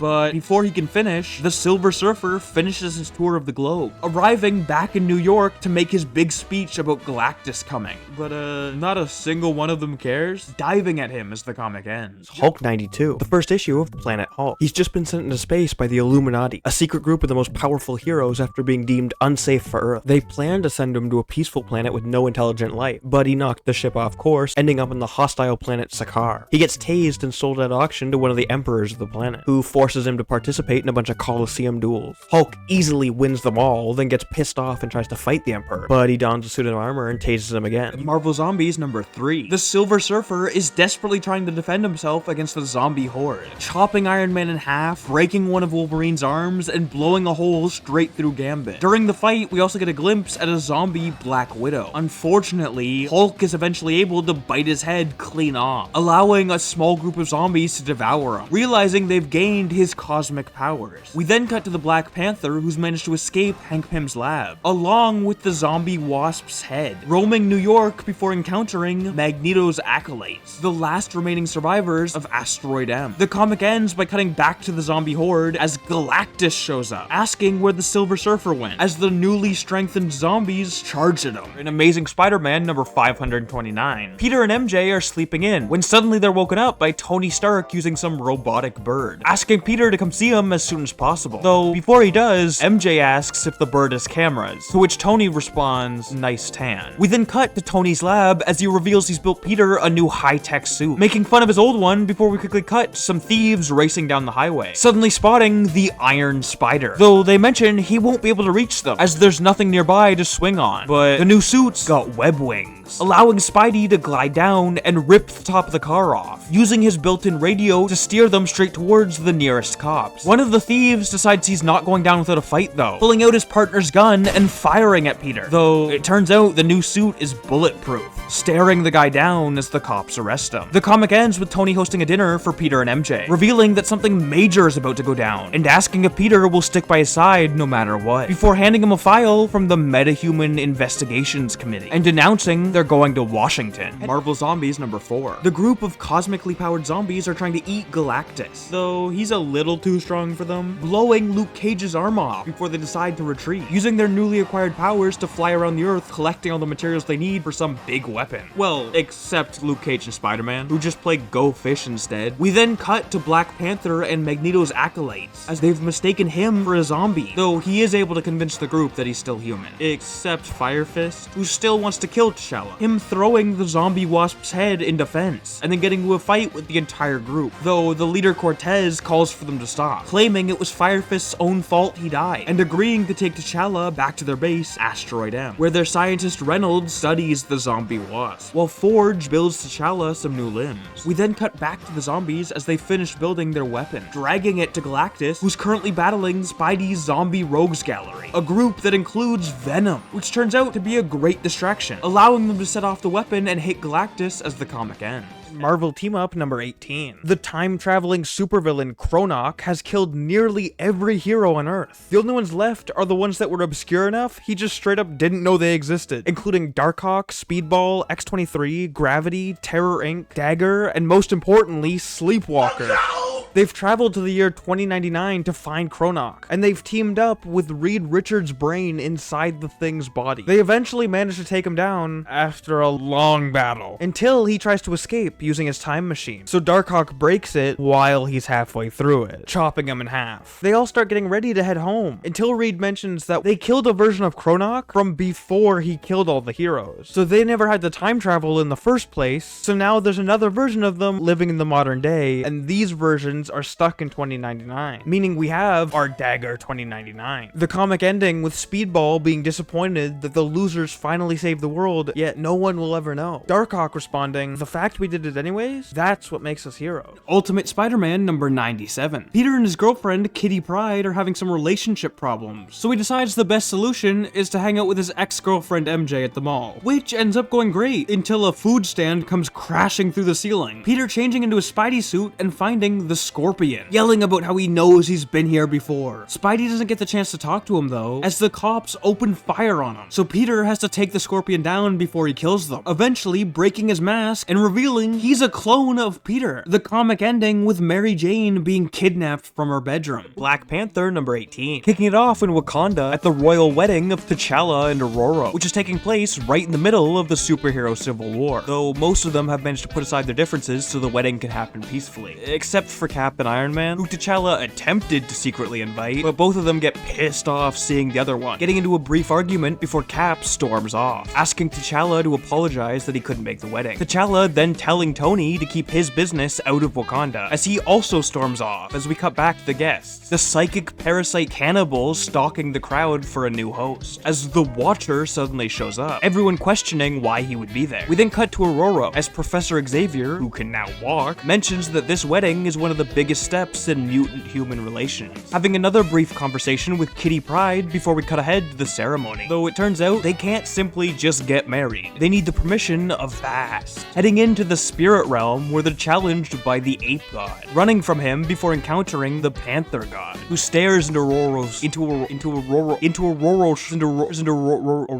soul, deeming her worthy and allowing T'Challa and Aurora Monroe to officially marry. We then jump ahead to the reception as Doctor Strange notices the cannibal parasite, quickly abandoning its host to hide inside someone else, as we cut to Spider-Man commenting on how he thinks Manape's name and costume are stupid, which pisses him off, getting into a drunken brawl that Spidey easily wins. The comic ending with T'Challa and Aurora in bed receiving a message from Doctor Doom, claiming that in this strange time where friends aren't who they used to be, maybe the same applies to enemies, asking for an opportunity to talk as T'Challa jokes about honeymooning in Latveria. Ultimate Spider-Man number 98. Spidey has just brought the Scorpion to the Fantastic Four, them testing his DNA and confirming he's a clone of some kid named Peter Parker, unmasking himself to reveal he is Peter Parker. And to make it even worse, they mentioned that Scorpion's tail is surgically attached to his spine. Peter freaks out and runs home, though Aunt May lets him know that MJ has gone missing, so he tries to find her at one of their favorite spots. But instead, he ends up finding Jessica Drew, a female clone of Peter, though she doesn't tell him that, just giving him a bunch of vague answers which pisses him off, getting getting into a brief fight that she wins, swinging away while Peter goes home to find Gwen Stacy, which shouldn't be possible as Carnage killed Gwen a few months ago. It's Ultimate Spider-Man number 99. Peter is freaking out that his dead friend is now standing in his home. Gwen mentioning that all she can remember is waking up in a hospital room filled with dead doctors. Aunt May then shows up and immediately tries to call the police. Peter talking her down and deciding the only way to explain this all to her is to reveal he's Spider-Man. It doesn't quite go how we expected though, as she kicks him out of the house for the years of lying to her. But before he can make it out the door, his father, Richard Parker, shows up. Wait a second. Why did we do the whole Flash to character thing? Oh, he's an aged up clone of Peter with false memories, isn't he? Anyways, we cut to Mary Jane, who's being held in a giant tube by Peter. Him telling her he's gonna make her stronger, just like him, before revealing he isn't her Peter. He's the ultimate Kane. The comic ending with Reed Richards calling Nick Fury to let him know about the Scorpion Peter clone. Ultimate Spider-Man number 100. Kane is about to start altering MJ's genetics, but he's suddenly stopped by our final Ultimate Spidey clone, the 6-armed Tarantula. Though Kane's 2 arms prove stronger, beating him unconscious while Mary Jane watches. We then cut to the Parker household, as Richard is explaining how he didn't actually die in a plane crash. He just faked his death to hide the research he was doing with the Venom symbiote, secretly working in a lab with Henry Gyrick, though it's eventually revealed that Richard did die in the crash, and this clone of Peter has just been convinced he is his own father. Unfortunately, right before he's able to explain how Gwen is alive again, Nick Fury and a massive squad of S.H.I.E.L.D. agents show up, demanding they all come in for questioning. The stress of the situation triggering Gwen to transform into Carnage, as it turns out that the creature had absorbed her personality after killing her. Diving out the house as Aunt May has a heart attack. The comic ending with Kane congratulating MJ on becoming a new her. Marvel 1602 Fantastic Four number 4. The Fantastic Four, along with Doom, are on a boat being attacked by a giant sea monster. Jonathan Storm carrying Medusa up to eye level with the creature, turning it to stone as it crashes into the sea. The massive waves hitting the ship as John notices they're about to go over a waterfall. Though right before they all die, a bubble appears to carry the ship, which turns out to be from Susan, who's now become visible, carrying them down to safety as we cut to a nearby palace belonging to Numenor, who's mad that his sister Rita still hasn't found a mate. Though one of his warlords, Krang, runs in, telling him about the ship that somehow survived the drop. We then cut back to the ship as Ben threatens Doom for dragging them into this, but he's knocked out by Sandman, Doom getting ready to gouge out his eyes as John stops him. Numenor's ship arriving before he blasts the fireman with a jet of water. The Rita catches him, Numenor getting annoyed that the first person she seems to have fallen in love with is an outsider, just as he notices Susan Storm, completely ignoring Doom to kiss her hand. The comic then cuts ahead as they explore Numenor's city. Shakespeare, who was also with the group, mentioning that it reminds him of the Tales of Atlantis. Shifting back to Susan as she's received a dress from Numenor. Reed claiming that she should give it back, before yelling out that the city doesn't make any sense, as Numenor steps in, insulting how Reed treats Susan, before complimenting how she looks, though she immediately says she wants to return the dress. Numenor storming back into his chambers where Doom is waiting, the king claiming he'll send him to hell, but Doom says he's already there, taking off his mask as Numenor realizes why he searched out their city, the two striking a deal to heal his face in return for killing Reed and Ben. Wolverine Origins number 10. Logan is being hunted by Dum Dum Dugan and a bunch of S.H.I.E.L.D. agents, though they can't get close to him as he's holding a mysterious device that could be a bomb, but he says it isn't one. It's simply a bargaining tool for Omega Red, tossing the device at Dugan before running away. Omega then shows up and rips through the S.H.I.E.L.D. agents, though they're eventually able to take him down, but it gives Logan enough time to escape, finding Jubilee, who's on the brink of death, quickly realizing he can't save her, and turning himself into S.H.I.E.L.D. in return for them calling her some medics. Dugan doesn't quite trust Logan though, dumping a couple bullets in his brain before transporting him back to their base, letting all the other guards go home while he stays to watch Wolverine alone, which wasn't really a smart plan, as someone in a guard disguise sneaks in, stabbing Dugan before slicing Wolverine's stomach open, a tear falling from Logan's eye and revealing the man responsible is his son, Dakin.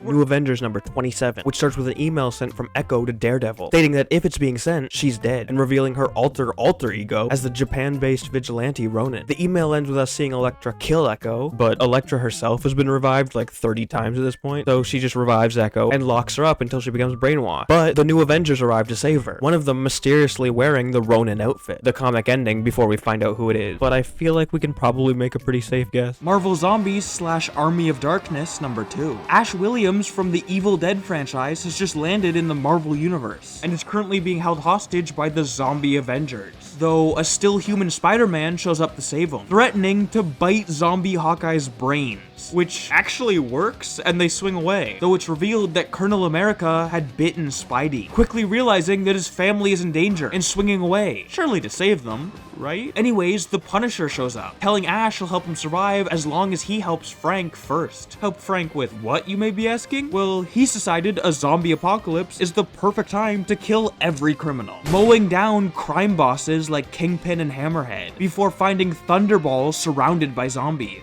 Frank rushing into the room to kill everyone, living and undead. Unfortunately, Ash has decided he doesn't really want Frank's help anymore, and just leaves him to be devoured. While running through the streets alone, we also get a quick glimpse at a zombie Dagger eating a meal with Cloak, before turning a corner to discover a zombie Winter Soldier attempting to eat Dazzler, Ash blowing his brains out to save her, before checking out her ass. He then reveals that he's dealt with undead like this before, and that he needs to find the Necronomicon to stop it. Dazzler pointing out they're in the perfect neighborhood for magic, leading him straight to the Sanctum Sanctorum, though unfortunately he's suddenly grabbed from behind and is eaten by a zombie Howard the Duck as the comic ends. It's the end of Civil War. The whole team got separated by the event, but they've recently reunited. Johnny and the Thing watching a documentary about the Fantastic Four with Franklin and Valeria, which includes a bunch of clips of past members talking about the group. The documentary actually takes up the majority of the comic, but we do briefly cut to Reed and Sue, who are talking about their relationship and how rocky it's been. Finally, they head back home and announce to Ben and Johnny they want to take a break from the team, but they're not going to leave them hanging. They've brought 2 replacements: T'Challa, aka the Black Panther, and Ororo Monroe, aka Storm. Free Comic Book Day 2007, Spider-Man #1. That title really rolls off the tongue. If you aren't aware, every year on the first Saturday of May, some major comic companies will release a few free comics to get people interested in upcoming stories. We open to a car speeding through New York, announcing themselves as Overdrive, while on a video call with his boss, Martin Lee, aka Mr. Negative, who we actually never see beyond his face. Spider-Man catches up to the car and rips the top off, but Overdrive tases him, so we cut to a bunch of villains betting on Spider-Man to lose the fight. He's so distracted by the villain, he's not even paying attention to all the innocent lives in danger, so a new hero, Jackpot, shows up to save them. Him thanking her and her responding, "Anytime, Tiger," which, between her name, hair, and phrase, you'd probably guess is MJ, but it's actually not, though in recent years, MJ has become the newest version of Jackpot. Eventually, Overdrive gets hit by a police car, and Spider-Man is able to web him up as the comic ends. Ultimate Spider-Man number 109. Peter has teamed up with Daredevil, Shang-Chi, Iron Fist, Doctor Strange, and Moon Knight to take down the Kingpin. But unfortunately, one of their members turned on them, blowing up Matt's legal office and getting Moon Knight shot in the head. Oh yeah, also Moon Knight was Ronin at the time. Daredevil's lie detecting powers immediately notice Iron Fist was the one responsible, them all getting pissed off at him before he reveals the Kingpin is threatening his daughter, and he simply decided that her life was worth more than these costumed strangers. Matt decides to take a page out of the Kingpin's book, breaking into his home and threatening his sick wife, causing Fisk to show fear for the first time, though Spidey swings in and convinces Daredevil not to kill her, making a deal with the Kingpin, forcing him to leave the country forever, in return for them not leaking all his darkest secrets to Nick Fury. Though we suddenly flash into Moon Knight's head, revealing he's barely survived the bullet, and his personalities are desperately trying to wake him back up. The Ronin personality eventually beats the shit out of Mark, allowing him to drag himself out of the mud and into a police station, right in time for us to flash back to the Kingpin, demanding that Strange's hands be broken, Murdoch be killed on the courtroom steps, and Peter's school to burn down while class is in session. Unfortunately for him though, Moon Knight was never part of the deal to let him escape, so the cops show up, having him arrested before he's able to board the plane. Submariner number 1. Tony Stark has just found Atlantis completely wiped out, Namor's skeleton chained to the throne, though we suddenly flash to 8 days earlier, as a town in Kansas is blown up by a group of terrorists, their identities remaining a secret for the next few issues, but the main one is eventually revealed to be Kamar, long-lost son of Namor. Tony starts investigating the Kansas town, discovering a dead body with gills carved into its neck, immediately confronting Namor, who claims to have no knowledge of what happened, though nobody really trusts him, as Civil War just happened. And that started with a villain named Nitro blowing up a town. And what a coincidence, Namor currently has Nitro held prisoner. He swears it wasn't his doing and vows to track down the the true terrorists. First interrogating Nitro, though he doesn't seem to know anything. Later that night, however, Namor is suddenly attacked by his friend, easily defending himself and stabbing the traitor in the gut as the comic ends. We get Annihilation Conquest Star-Lord #1, kicking it off with a recap of Star-Lord's backstory, explaining how he had to commit mass murder in order to defeat Galactus's former herald, the Fallen One, which also killed his sentient ship, named Ship, in the process, causing him to give up being Star-Lord, though he had to become a hero once more when Annihilus's Annihilation Wave arrived. Now this story starts after the Annihilation War, as Peter wakes up at a Kree outpost, being told the techno-alien race Phalanx is currently hatching a plot to take over the still recovering galaxy, and the Kree have decided they want to send Peter and a small team of expendable soldiers in to hopefully stop it, showing Peter his new team, which includes Bug,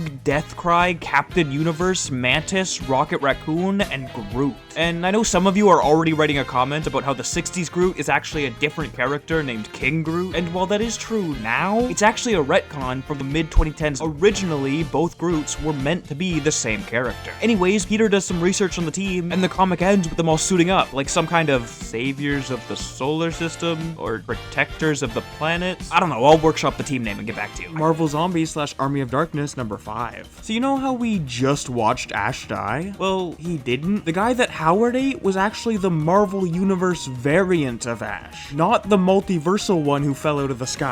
Both of them just happened to be on the same exact street at the same exact time. Anyways, this comic kicks off as Ash Williams, Dazzler, and the Scarlet Witch have reached Latveria, finding the Enchantress held prisoner. Ash decides to set her free, which wasn't a very smart plan. As it turns out, she was using magic to hide her zombification. Dazzler using her powers to interrupt the spell and reveal the truth, pointing it out to Ash, which just gets her finger bitten off, as suddenly the two of them are vaporized by Dr. Doom. He doesn't really get time to explain himself though, as the horde of super zombies arrive at the castle. Ash turning around to see Mr. Fantastic biting Dr. Doom, while a zombie Punisher devours the Scarlet Witch. Ash runs away, eventually finding the Necronomicon in Doom's castle, though it turns out it's actually not responsible for the zombie apocalypse. But Ash tells the book that zombies eat anything living, which probably includes sentient books. So the Necronomicon agrees to help him, raising an army of Deadites to fight the Marvel zombies.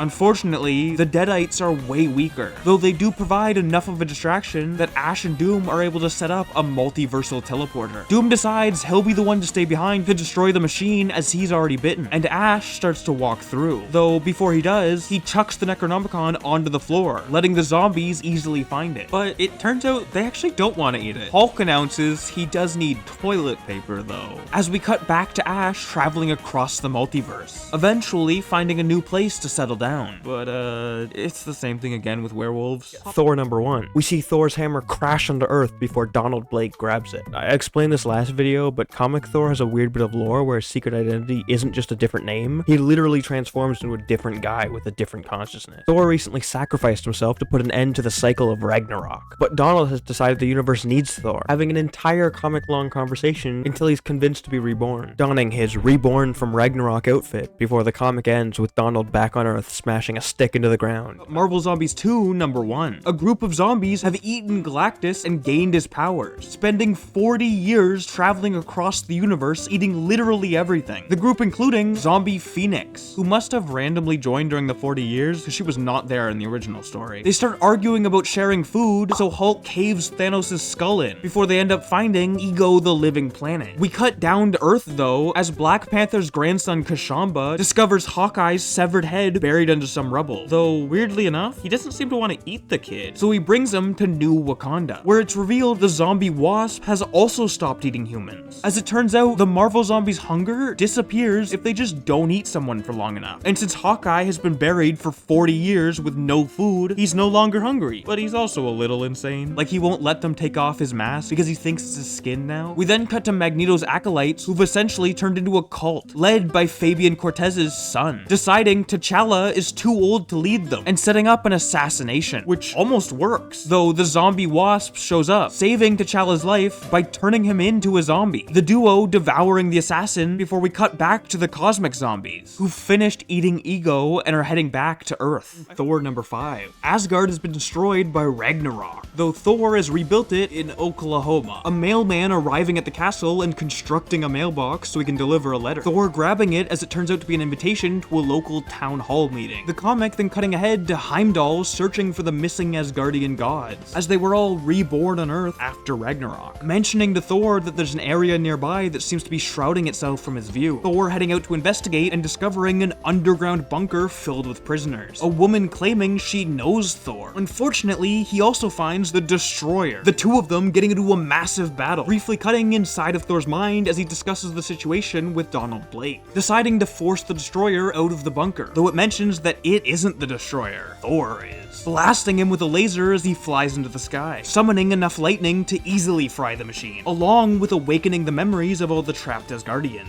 as it's revealed that Thor's brother Baldur had been reborn inside of the Destroyer, getting a little pissed off at Thor for causing Ragnarok in the first place, as he heads back into the bunker checking on the woman who claimed to know him, as he assumes it must be his lover Sif, but it's actually Lady Loki, mentioning that Ragnarok has given her a chance at rebirth, claiming she's done scheming and simply wants to live a happy life, Thor giving her a single chance to prove she's telling the truth. We then cut ahead as Loki talks to Doctor Doom, mentioning that in Thor's panic to stop the Destroyer, he didn't quite check all the prisoners he freed, showing a montage of evil Asgardian gods hiding across Earth. The comic ending with Volstagg and a bunch of Asgardians arriving at the local town hall meeting. Scar, son of Hulk #1. Starting off with a brief recap of Planet Hulk, showing the Illuminati sending Hulk into space, landing on a violent planet named Sakaar where he helps free the slaves and becomes their king, but he had to go back to Earth when Sakaar started erupting, which also killed his pregnant wife. Though what Hulk didn't know was that she gave birth right before dying. And while most children would have died on this planet by themselves, Scar, son of Hulk, survives, growing up as barbarians terrorize the planet, seemingly specifically targeting children, until one day the leader of the barbarians, Axeman Bone, discovers a special green child, incinerating them before chopping them into dust with his axe, announcing they finally killed the right kid, taking everyone he was hanging out with as slaves. Unfortunately for them though, that kid wasn't Scar, the real one, showing up to kill all the guards before throwing himself at Axeman Bone as the comic ends. Wolverine #66. It's 50 years in the future and supervillains have taken over the world, Logan having abandoned his Wolverining days and settled down as a father. Unfortunately, he lives in Banner territory, as Hulk's grandchildren show up for the rent that he can't afford. So they ask if he's ready for his beating, which Wolverine doesn't accept, popping out his claws and ripping the Hulk. Logan says yes sir and takes his beating like a good boy, until his son pulls out a shotgun and the Hulks give him a second chance. Logan eventually waking up in front of old man Hawkeye, who's come to ask if he's willing to work as his bodyguard to transport some important package across the country, because Hawkeye is blind now. Logan accepts and the comic ends with them setting off in the Spider-Mobile. Wolverine #... It's 50 years in the future, villains rule the world, and Old Man Logan has just accepted to help a blind Hawkeye transport some secret package across the country. This comic kicking off as Clint drives the spider buggy straight over a cliff. Logan yells at him for being reckless, but Clint says he has Wolverine to protect him, Logan claiming he isn't that man anymore. We then cut to that night as they arrive in San Francisco, quickly noticing the entire city is missing, as a group of Moloids have buried it, checking for any survivors before being attacked by a gang of Ghost Riders. Hawkeye asking his guard to protect the cargo, but Wolverine just takes their hits, refusing to fight back, though luckily they're yelling the entire time they beat him, allowing the blind Hawkeye to shoot them straight in the head. Clint asks Logan what the hell happened to him, as we get a brief flash of Wolverine fighting an army of villains, saying, "They broke me." We then cut to the next day as they arrive in Hammer Falls, a superhero-themed tourist attraction with Mjolnir sitting at the center, quickly running into Ultron 8, who asks Clint to go see Tanya. Logan asking who Tanya is, and discovering she's both Peter Parker's daughter and Hawkeye's ex-wife. If it couldn't get any worse though, Tanya mentions that Ashley has been captured by the Kingpin, Ashley being their daughter, Spider-Bitch. Yes, that is her official name. And yes, she is both Hawkeye's kid and Spider-Man's grandkid. Though, luckily for him, he's dead in this timeline, so he never has to find out. But now you get to imagine Hawkeye sleeping with Peter Parker's daughter every time you use the skin. So, you're welcome for that. Amazing Spider-Man #569. We're in an era of Marvel where the Avengers have been publicly replaced by the Thunderbolts,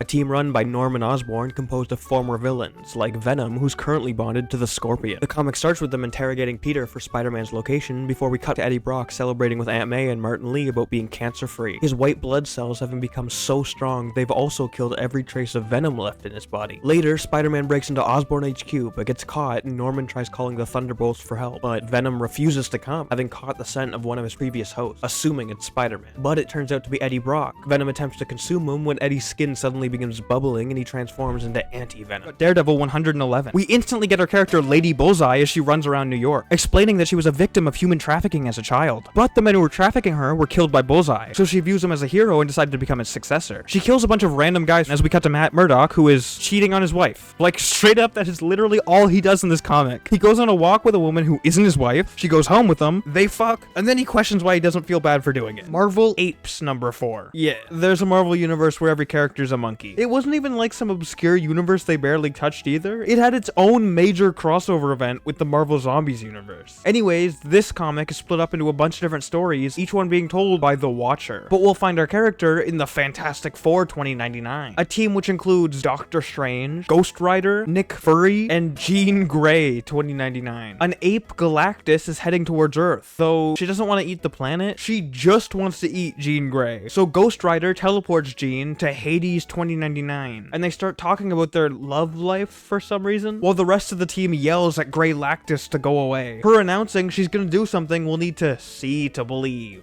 though we don't actually get to see it, as the comic ends by cutting to the Watcher, who's now being watched by a Watcher. And theoretically, since I read this comic, that makes me the Watcher. And since you're watching this video, that makes you the Watcher. And if there's anyone in the room with you, please let them know they qualify as a Watcher.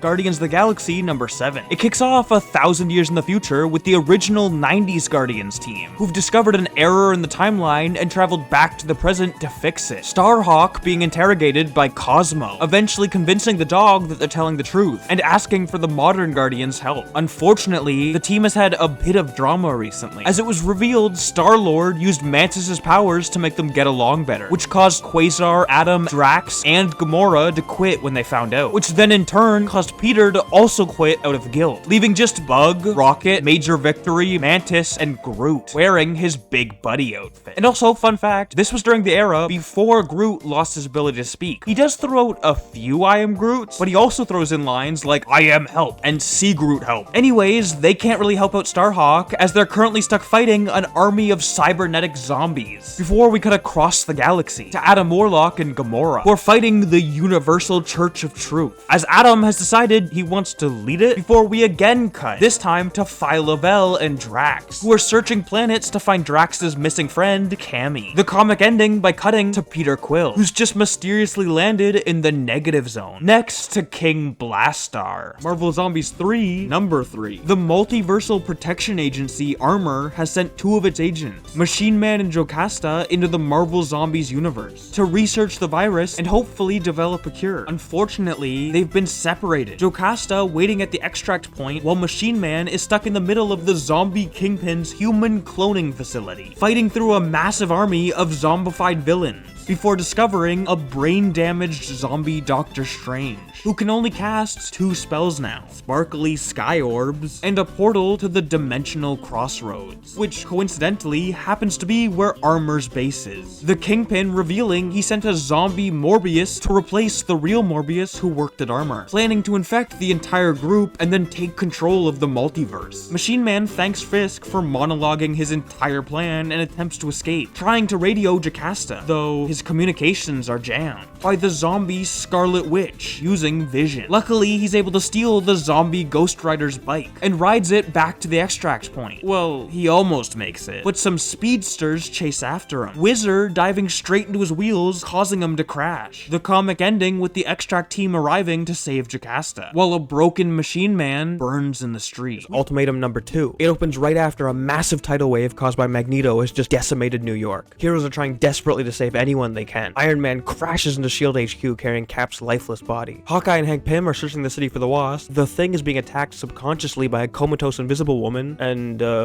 Reed Richards is blaming the whole thing on Namor, despite the fact it's been confirmed Magneto did it. Our outfit comes to the next hero though, as Thor finds Valkyrie dead. Refusing to accept it, he teleports to Hell, and meets with Hela wearing her ultimate outfit. She tells him she'll revive Valkyrie if Thor can beat her entire army. He agrees when suddenly a familiar shield flies by, and Cap joins in to help Thor. We cut back to Earth just in time to see Hawkeye and Hank find find Wasp being eaten alive by the Blob, and the comic finally comes to a close with Magneto snapping Professor X's neck. Secret Warriors number 2. The story starts with Baron von Strucker fighting a bunch of Skrulls who are trying to take over Hydra. He beats a few of them, but decides to just explode the entire base and kill off all 15,000 Hydra members inside to skip the trouble of finding more Skrulls. Later on, he gathers the heads of Hydra, one of whom being the Hive, a Hydra experiment who's a hive mind of parasites. It's pretty strongly hinted that the Hive is what Hydra is experimenting on in the Hell's Heaven map. The comic ends with them reviving an old Hydra legend, Gorgon. An Invincible Iron Man number 11. Immediately starting off as Pepper Potts has just put on the new rescue armor. It's built-in AI, Jarvis, explaining to her how it all works before starting up her training. As we cut to Tony, who's currently on the run from Norman Osborn, who's taken over S.H.I.E.L.D. and is attempting to arrest him. Stopping by his old Alcoholics Anonymous meeting to have a chat with his friend Henry, mentioning he left a $2 million check before leaving. Henry then meets up with Rhodey, asking for him to talk some sense into Tony, as he's afraid he's gonna get himself killed. Rhodey donning his War Machine armor to track him down, before trying to convince Tony to peacefully turn himself in, though he points out there's no way Norman would let him live regardless of what he does, telling Rhodey they now have to fight so Osborn doesn't think they're working together. Rhodey seeming pretty confident that he'll win as Tony blasts apart his shoulder guns, Osborn's men spotting them as we cut to Maria Hill, spying on Future Farm's headquarters, quickly getting bored and deciding to break in, wandering through the empty building as she realizes she passed a bunch of missing persons posters on the way in, eventually finding them all with the controller. We then cut back to the fight as Tony shoots a hole in Rhodey's armor before falling into the ocean where Rhodey can no longer follow him. The comic ending with Norman Osborn asking Namor to find Tony. It's Marvel's assistant-sized spectacular number 2. The comic focuses on multiple different characters, but sandwiched between stories about Luke Cage and Elsa Bloodstone, we'll find our next NPC as a woman is at a restaurant, commenting about how nothing can ever satiate her hunger. Later on, she visits a hospital and goes on a monologue about how she doesn't want to be like her dad. She wants to help people, suddenly transforming into Galacta, using her abilities to eat diseases out of people's bodies and aliens who've snuck into the planet. But the story ends with her calling her dad, Galactus, begging for help, as she's found a cosmic tapeworm inside of her body that's causing her hunger to grow exponentially. Dark Reign Fantastic Four number 2. A group of Hammer agents have stormed the Fantastic Four's headquarters,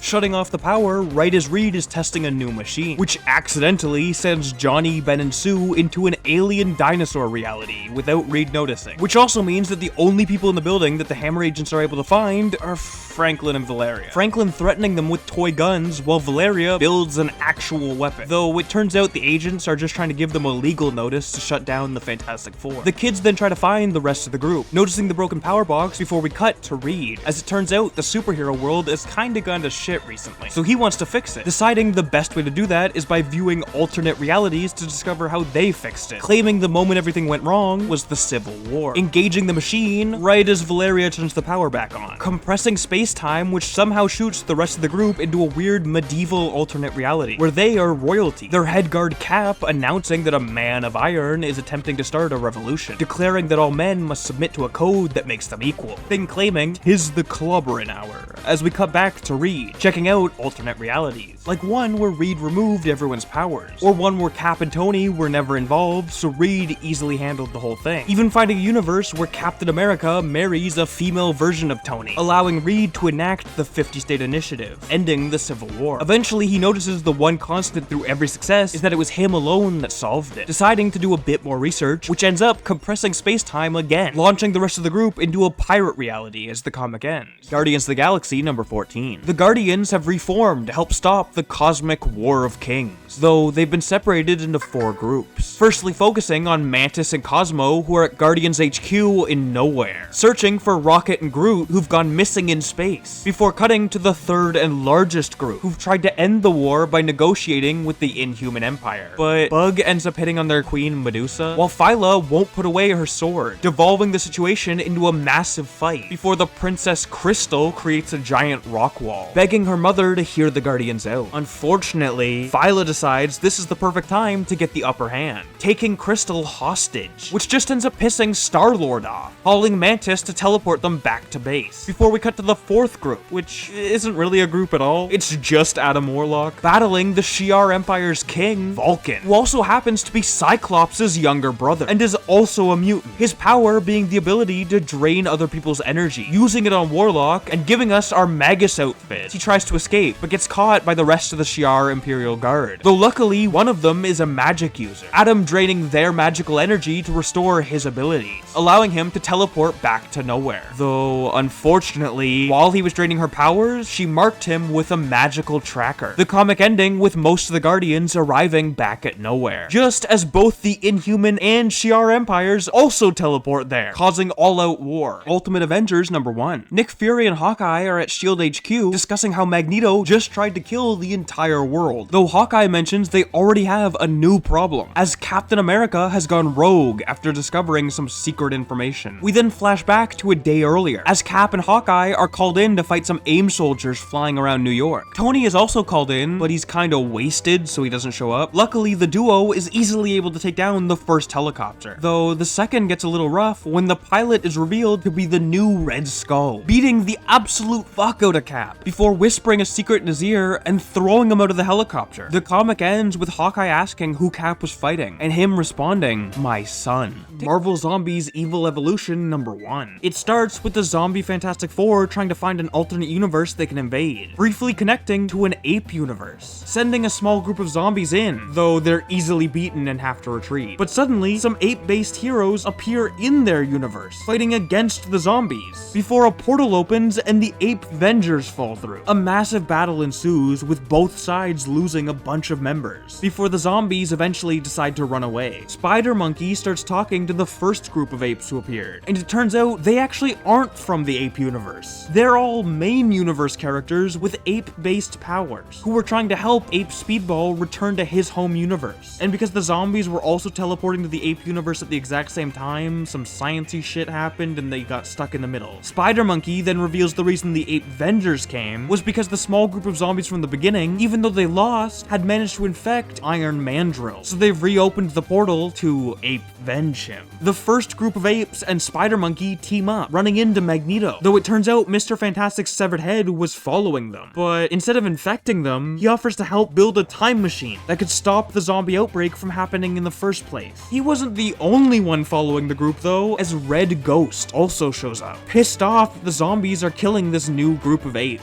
and helping to provide a distraction so the main group can escape to the Baxter building. Unfortunately, on the way, they run into the Squirrel-a-Gig, and are jumped by Zombie Squirrel Girl, but they massively outnumber her and easily win, though not before she's able to infect the Gibbon, who ends up also infecting Ape Speedball, Magneto instantly putting a spike through both of their heads, before finally arriving at the Baxter building, and managing to build the time machine. As soon as all the sciencey shit is done though, Apex blows up the zombie Mr. Fantastic, and gets ready to head on through, but it turns out the way the time machine is set up, anyone who doesn't go through will still remember what happened, but the person who actually resets time will also be reset themselves. Gorilla Girl deciding she's gonna make the sacrifice, kneeing Apex in the crotch before walking into the past. But instead of stopping the zombies from being created, all she does is stop the apes from building the machine that allowed the zombies to find their universe in the first place. The comic ending back where it started, with the zombie Fantastic Four looking for a universe, and finding one with regular humans. Punisher #11. Frank Castle has just been killed by Wolverine's son, Daken. Norman Osborn sending in some minions to gather his remains, but they're too late, as some moloids got to him first. Osborn's minions chasing them into the sewers where they're saved by the Man-Thing. We then skip ahead as the dead Frank Castle suddenly wakes up, having been revived by Morbius and the Werewolf by Night, immediately attacking them before Morbius shows him a mirror, revealing our Franken-Castle outfit, which freaks the fuck out of Frank, desperately trying to escape, but he just ends up discovering even more monsters, fighting through them before entering a church and finding a priest made of lava. Frank screaming at the guy that God makes mistakes, before the lava guy grows to surround the entire room, capturing Frank as Morbius gives him some pills that calm him down, telling him he has to take them every 12 hours or he loses control like that again. Morbius then explains how some mysterious soldiers showed up at their home, Monster Island,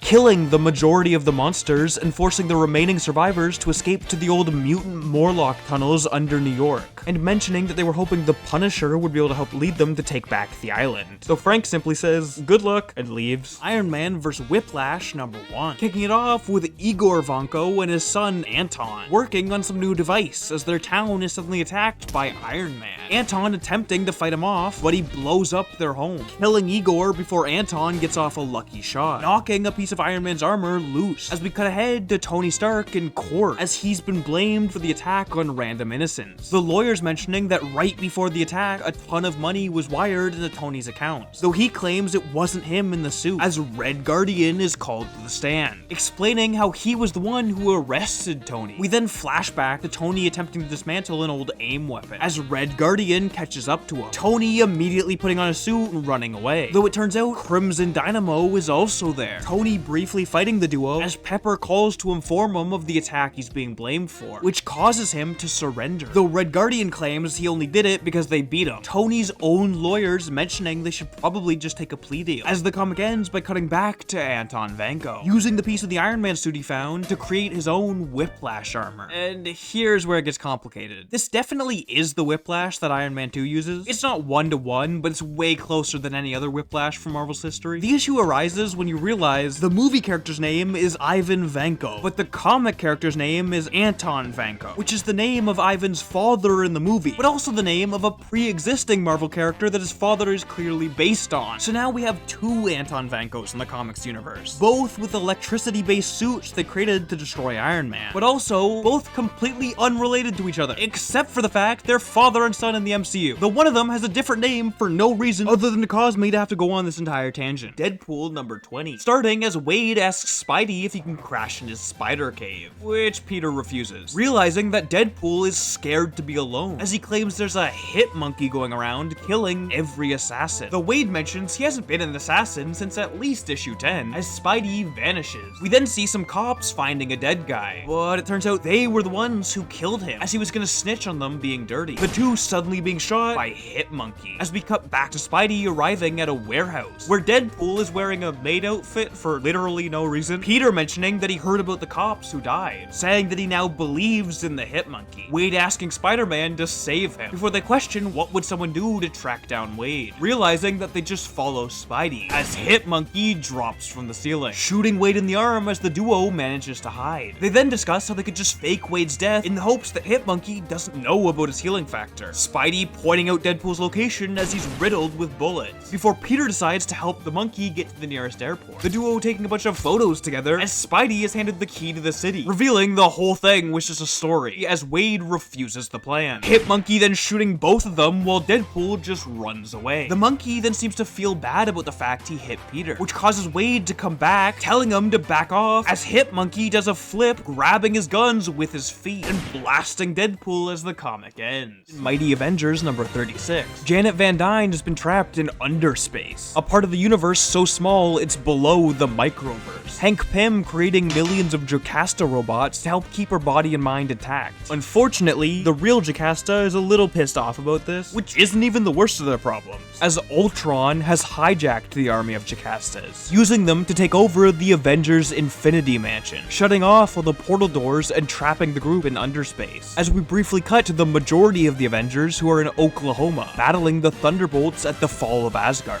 US Agent getting his arm chopped off while Ghost takes out the Vision, though for some reason Ghost also helps charge Amadeus Cho's communicator, allowing him to call in Quicksilver before we cut back to underspace, Ultron revealing he's reprogrammed Janet's brain patterns. Hank then decides he's got nothing else to lose, threatening to destroy the dimensional inducer within Jocasta, which is currently the only way out of the mansion. But Ultron claims he sent some Jocastas back to Earth before closing the doors, so Hank will need to be able to use it to stop them. Though Hank calls his bluff, mentioning that Ultron wouldn't have let any of his guards go, as Ultron is afraid of Hank, sparking a massive fight as Jocasta tells the other two humans left in the mansion, Jax and Ace, to follow her, hooking herself into the building as Ace finds one of Hank's old Ant-Man helmets. We then cut back to Hank as Ultron realizes he's lost control of the Jocastas and the mansion, still threatening to fight Hank one-on-one until Jocasta takes control of Janet, offering a peace deal. Jocasta will finally let Ultron marry her, which he's been trying to do for decades, in return for him leaving the mansion. Ultron immediately saying yes, as Hank Pym officiates their cyber marriage, though Ultron questions, now that he's connected to Jocasta, he controls the mansion again, so why would he abide by the deal anymore? Hank revealing that Ace has activated the Pym Wave, which will summon every Avenger. Ultron claiming that it's not possible as doors start opening, every single Avenger stepping in, as Hank demands that Ultron leave through a door into the far reaches of space, which he does as suddenly the Avenger holograms disappear. As it turns out, Ace was using Hank's old helmet to control a bunch of flying ants with image inducers. The comic ends by cutting back to Oklahoma as Loki battles the Void. Hank showing up to inspire the nearly defeated Avengers. Invincible Iron Man Annual #1. Beginning as the director, Jun Shan, has just released his newest movie, going on to win awards for it, which leads him to being kidnapped by the Mandarin, demanding that Jun make a film based on his life, which he doesn't seem very happy about. So the Mandarin splashes his face with acid before taking his wife hostage. We then cut ahead as he begins to work on Act 1, asking the Mandarin questions on where he came from, him explaining that he was born to a noble woman who tragically died in a car crash, before he eventually grew up and discovered a cave that hid an alien ship, bravely attempting to save the creature inside, which unfortunately fails, so he kindly keeps their legacy safe by taking their technology, which turns out to be the 10 rings. Jun then does more research, realizing the historical photos he's been given are fakes, going to the Mandarin and claiming that he can't make an unbiased movie about the Mandarin while locked in Mandarin City, being allowed to visit a town from his youth, where he ends up meeting a man who reveals the Mandarin's true history. Jun deciding to make a movie about the real Mandarin, as we cut ahead to Act 2, where Jun has chosen to abandon the Mandarin's fake sets and film on real locations, which just ends up pissing off the Mandarin, though the director manages to convince him they're filming there to show how he mercifully helped lift the local population out of poverty. Jun then starts questioning another man from the Mandarin's past, who explains that he used to help sell guns and drugs for a man named Raza, who one day ended up kidnapping Tony Stark, who then went on to create the Iron Man suit to escape. The man mentioning that the Mandarin had used him as a human shield to hide from Tony's flamethrowers, though the Mandarin claims he was actually heroically saving orphans from the evil heroin smuggler Tony Stark. Cutting ahead as they film more of the movie, eventually getting to the part where Mandarin kills Tony, him asking Jun if he'd need his rings to do it, which the director seems unsure of. So the Mandarin takes off his rings and beats a couple men to death in front of him to prove his strength. He then starts ranting about his history again, but Jun notices that a detail doesn't quite match up with previous stories he's been told, attempting to pull out some paper to prove it, though the Mandarin incinerates it, simply responding that he's tasted Jun's wife's tears. Before we continue to zoom through the filming process, everything becoming more difficult as the script fills up with continuity errors, caused by the Mandarin's ever-changing history. Jun pointing out that Tony Stark is still publicly alive, questioning why they would kill him in the movie, but Mandarin tells him that the truth is simply whatever people claim happened. The rest is just details that can easily be changed. They then begin to film the big final fight scene, but the Mandarin isn't very happy about how the actor is portraying him, deciding to take his place and do the stunts himself, though he ends up losing control, nearly beating the actor in the Iron Man costume to death before the crew tries to pull him off. Jun then realizes that none of the people working on the film will survive, giving the crew the opportunity to leave, which most of them take, as Jun finally starts the editing process, until the Mandarin asks him to refilm some old scenes, which causes Jun to finally stand up to him, telling him to either kill him now or allow him to finish the movie he's already shot. The Mandarin giving him 3 weeks, which also gives him time to create a plan to help his wife escape. As we cut ahead to the movie premiere, Jun swapping one of his remaining crew members for his wife. As they sprint out of the theater, the movie then starts playing, showing the Mandarin's real backstory, which makes him very mad. As we cut back to the couple racing through the streets, Jun's wife suddenly stopping before stabbing him in the throat, starting to bleed out in the rain as the Mandarin orders his guards to stop the movie, using his rings to destroy the entire building, as the comic ends with him visiting Jun's grave, before toasting to the director, with his newly widowed wife on the floor next to him. Avengers #2. Kang has warned the Avengers that the universe is in danger because of the Avengers' own children, though the Avengers haven't actually worked together in years, so Steve goes out to recruit new members, including Wonder Man, though he gets pissed off that Steve is even considering reforming the team, as the Civil War, Skrull invasion, and Norman Osborn's Dark Avengers all just happened, claiming that if Steve doesn't change his mind about reforming the team, he'll do it for him. They then decide to recruit Marvel Boy to build them a machine that allows them to view alternate futures, including the original Guardians of the Galaxy, quickly discovering the timeline where the Young Avengers are from, watching them kill one of Kang's future variants, Immortus, as their time machine is suddenly ripped apart by Maestro. Marvel Boy mentioning that he can build them a new machine to take them to the Young Avengers timeline, as the wall suddenly explodes, Wonder Man emerging in his newest outfit. He then screams about having warned Steve before charging at the team, getting into a brief fight before he gets overloaded with energy and randomly evaporates. They don't get any time to think about it though, as they're attacked by a future version of Apocalypse and his horsemen, Shadowland #1, kicking it off as Bullseye is being transported to the raft, though he starts telling the guards that his old Dark Avengers teammate, the Sentry, will be showing up any minute, and only he knows how to stop him. The guards guards asking him how as he suddenly goes into cardiac arrest, them pulling him out of his restraints and defibrillating him before he does the same to their faces, blocking the pilot's bullet with his handcuff chain and taking the plane for himself, just as he spots Daredevil's new Shadowland temple, which has been placed right in the heart of Hell's Kitchen. We then cut to a bunch of other heroes watching the temple, discussing whether they can even trust Daredevil anymore. Tony mentioning it could be a beacon of hope for the people, but Iron Fist claims there's been mysterious disappearances in the area, Tony tasking him and Luke Cage to investigate. We then cut back to Bullseye as he sneaks across the temple, eventually getting spotted by Shadowland Daredevil and his army of hand ninjas, launching them into a massive fight. As Matt mentions, Bullseye was recently responsible for setting off a bomb which destroyed the entire neighborhood that the temple now sits on top of. Danny and Luke then try to join the fight, but Matt tells them to stay back if they don't swear allegiance to the hand, just as Bullseye manages to take out the entire army of ninjas,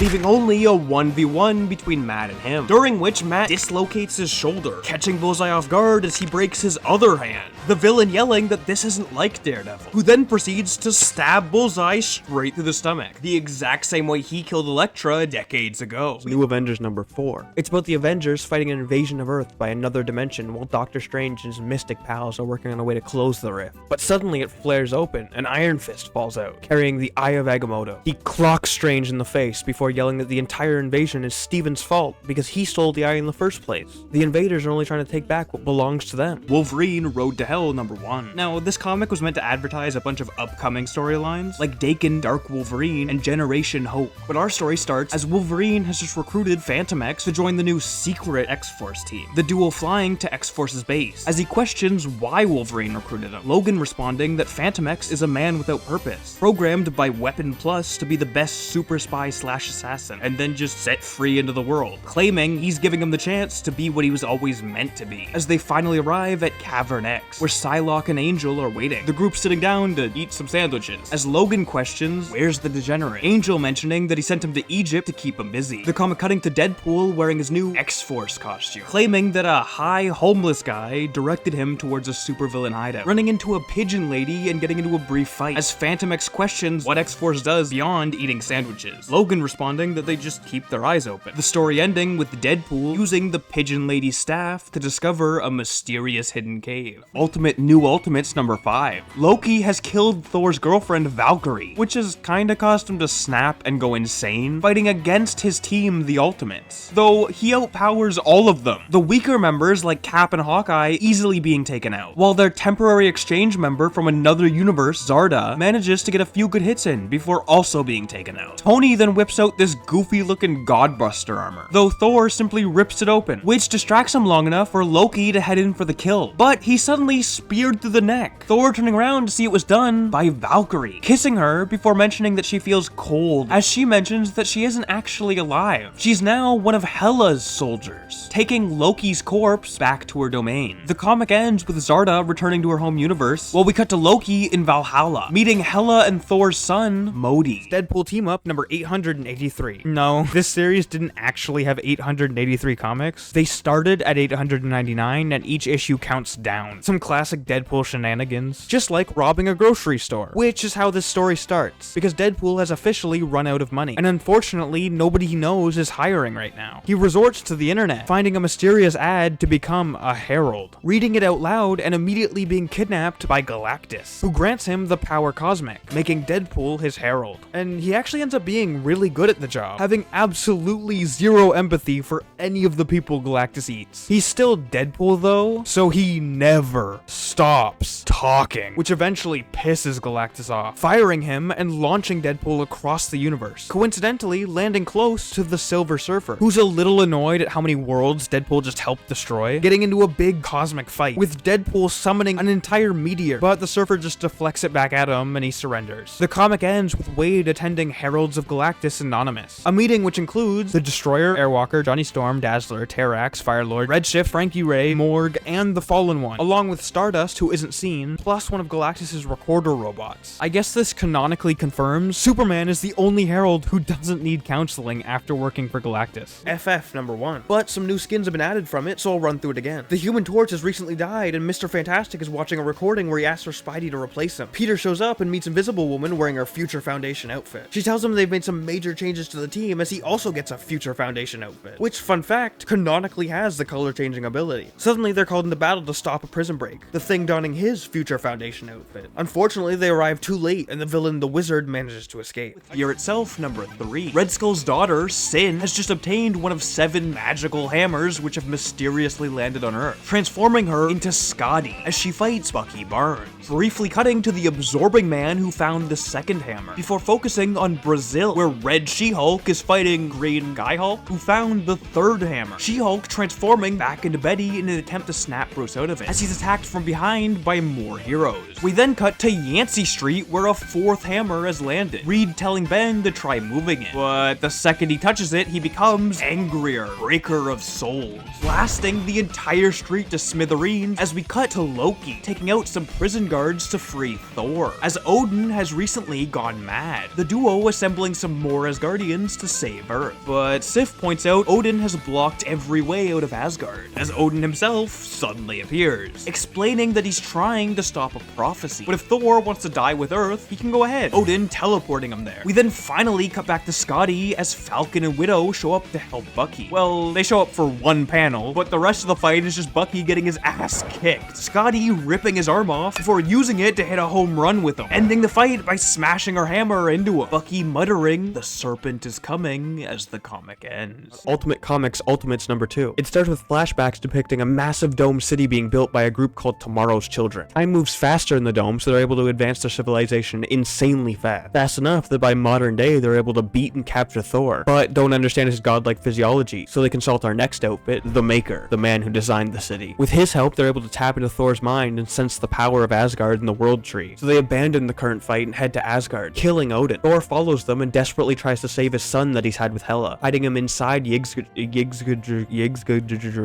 big fucking tree with Mjolnir before diving back into battle, Loki by his side. Despite their best efforts though, the Tomorrow's Children are simply stronger, and the story ends with Asgard completely wiped of any power. The Mighty Thor number 6. Galactus has come to Earth seeking the World Heart, a cosmic seed currently hidden inside the Destroyer that could potentially satiate his hunger forever, but could also cause the destruction of Asgard. A regular human priest named Mike starts pleading with Galactus to spare the Earth, getting annoyed at the Asgardians who are trying to fight him, as gods shouldn't resort to violence, when suddenly the World Heart vanishes, Galactus teleporting into space to search for it. While he's gone, the Silver Surfer has a conversation with Mike, connecting on how they're both messengers for gods, but one brings peace while the other brings destruction. We then cut to Asgard, as it's revealed Loki, who's currently a child for some reason, was the one responsible for hiding the World Heart, putting it so deep into Yggdrasil, even he doesn't know where to find it anymore. The Silver Surfer using this to make a deal with Galactus, offering to guard the World Heart, and make sure it never moves until the Asgardians all naturally die, so Galactus can then return and eat it without killing the population. He agrees, but mentions he'll need a new herald. The Surfer offering Mike the Priest, who he knows for certain would never let Galactus eat a planet with even a single living soul. The comic ending with him becoming the Herald of Galactus, Praetor. Battle Scars number 1. Kicking it off in the middle of the Fear Itself storyline, as the entire world has been thrown into chaos. US Army Ranger Cheese desperately trying to keep his unit calm. Wait, why are you looking at the screen like that? Oh yeah, you're probably confused why I even counted Cheese as a character. Well, it's because his real name is eventually revealed to be Phil Coulson. He then meets up with his sergeant, Marcus Johnson, who, spoilers, is also later revealed to be Nick Fury Jr., the son of the original Nick Fury. Anyways, they discuss how a simple moment of panic led to the whole firefight, as we cut ahead to 3 days later, after Fear Itself has ended. The army collecting their deceased, as Marcus is handed a letter informing him that his mother has been murdered, cutting even farther ahead as he attends the funeral, deciding to go investigate her home, quickly discovering a shell casing that wouldn't have come from a random street criminal, stepping out of the house as he spots a sniper, suddenly getting shot at before he's attacked by a bunch of Russians, actually managing to fight them off, before he's hit by an arrow from Taskmaster, the duo getting into a fight that's a lot more one-sided than the previous one, though Taskmaster mentions he wasn't the person who killed Marcus's mother, as he's randomly hit by Captain America's shield. Fantastic Four 600. We flash back to months ago in the Negative Zone, a dying universe the Fantastic Four traveled to sometimes. The Thing and Johnny Storm have just been separated by a force field, with Johnny being on the side with a bunch of bug creatures. He screams about not being afraid and then goes supernova to fight the army. Eventually, they do overwhelm him, and it seems like he's killed by the leader of the army, Annihilus. Reed eventually contacts Annihilus asking for Johnny's corpse, but he just taunts Reed with his torn up outfit before leaving to revive Johnny with worms. Like, he just sticks a bunch of worms inside of him and they reform his destroyed body. Then he wakes up in a prison full of wacky friends before being brought to our second gladiator arena of this video. And just like Hulk, after winning his first fight, he tries attacking Annihilus, but he straight up cuts Johnny in half before reviving him with worms again. The doctor mentioning that Johnny is getting stronger each time he dies. An alternate reality Reed makes a deal with Annihilus for free passage through the negative zone in return for opening a portal so he can invade. The Human Torch and his kooky prisoner friends escape the prison and challenge Annihilus' army before he can open the portal. During the battle, Annihilus drops the weapon that seems to be the source of his power, and Johnny manages to grab it, transforming him into the negative zone gladiator, holding Annihilus like a dog on a leash, ending the story by teleporting back to Earth right in front of Future Foundation Spider-Man. Secret Avengers number 19, which is about Steve Rogers, Black Widow, and Moon Knight fighting through a nightclub to find some villain who's about to sell a mysterious weapon. We get our costume pretty quickly, with Stephen Grant having to go into combat while wearing a suit, becoming Mr. Knight. They run into guards that are way more powerful than they should be, first suspecting super soldiers, but eventually they find the big boss, who reveals that what he was gonna sell was the bones of gods, grinded down into a smokable powder that gives you their power. But when he realized his guards were dying, he smoked all of what he had left. Not that it really helps him though, because Steve just throws a Molotov at him and then Moon Knight kicks him out a window. Daredevil number 7. Matt Murdock has volunteered for a field trip with a bunch of blind students. The bus ride going great, until a deer jumps into the road, causing the driver to swerve off a cliff as Matt is knocked out. Quickly cutting to him examining a Fantastic Four logo. Foggy opening his door and mentioning that the party is waiting for him. Matt stepping out in his I'm Not Daredevil shirt, getting into a conversation with Kirsten McDuffie where he talks about the upcoming field trip, and how he hopes it'll help the blind kids learn that experiencing new things won't hurt them. As we cut back to Matt waking up in the crashed bus, quickly noticing that the driver is dead. He then tells the kids to gather around the bus for safety, but part of it explodes, deciding to use his cane cables to get the kids in a line as they head off into the woods. Matt mentioning how much he hates weather, as he can barely sense his surroundings in all the snow. The kids then start freaking out about the bus driver leaving them, so Matt tries to calm them down by screaming at them, which weirdly enough doesn't help, apologizing as he starts to ask them what they want for Christmas, managing to slightly cheer them up. As we cut ahead to Matt having lost most of the feeling in his body and not even being sure if they're going in a straight line anymore. He also realizes he's lost one of the kids, backtracking through the path to find them. As it turns out, one of the other kids had pushed him for being too slow. Matt attempting to give them a heroic locker room speech to inspire them, but apparently those don't work on terrified blind children. Luckily, he hears a truck in the distance, telling the kids to scream for help, though the driver isn't able to hear them, so he tells the kids to start running in the hopes they can make it before he drives off. Unfortunately, Matt forgot to tell the blind children why they were screaming. They all end up running in completely random directions, Matt trying to stop them, though he ends up slipping down a hill. The kids asking him what they do next as he just lies there, claiming he'll figure it out, as the kids start collecting nearby sticks, building a sled to drag Matt, as it turns out the truck had been parked in front of a farmhouse, the group breaking in so they can call the cops. The comic ending with a grave-marked Murdock suddenly being dug up. Scarlet Spider number 1. It opens with Kane, a cloned version of Peter Parker, beating up some criminals, but he claims he just wants the money and isn't being a hero, until he realizes the deal he crashed is human trafficking, saving the only surviving victim. Weeks later, he's still trying to figure out what to do with all the money, when he sees a woman about to be hit by a car. His first instincts are to do nothing, but then he decides to be a hero and stop it, which seems to go great, until he realizes that he launched the driver out of the vehicle. The comic ends with Kane running away, deciding he's not the hero Peter is, and closing a bag containing our outfit, the Scarlet Spider. Daken Dark Wolverine number 22. This story starts with a bunch of heroes searching New York for Daken, a guy that briefly replaced Wolverine when Norman Osborn ran the Avengers. But now he's dying of a terminal disease, so he's just bombing random parts of the city for fun. Actual Wolverine is able to find him, but Daken drugs him before shooting him in the head, announcing, "There you go, superheroes. You now have your dastardly evil antagonist." The Future Foundation managed to start tracking his bombs, and notice one of them is moving, assuming it must be Daken. They send in Johnny Storm, who incinerates the guy, before finally turning off his fire form and showing us his Future Foundation outfit. Oh yeah, also, the guy he lit on fire? That was actual Wolverine. Turns out Daken shot him in the head with a tracking device as a trap. As we cut back to Mr. Fantastic, who turns around to see Daken standing there in full costume. Reed offers to try to help find a cure, but Daken is enjoying playing the supervillain too much, stabbing him in the chest, force-feeding him pills until he overdoses, and then throwing him off the building. Ultimate Comics Ultimates number 12. Tony Stark has just been captured by the Maker inside his massive futuristic city, taking off his mask and revealing he's actually Reed Richards. But we quickly cut to the AI running the city, who's having a conversation with a young hologram child, asking to become friends.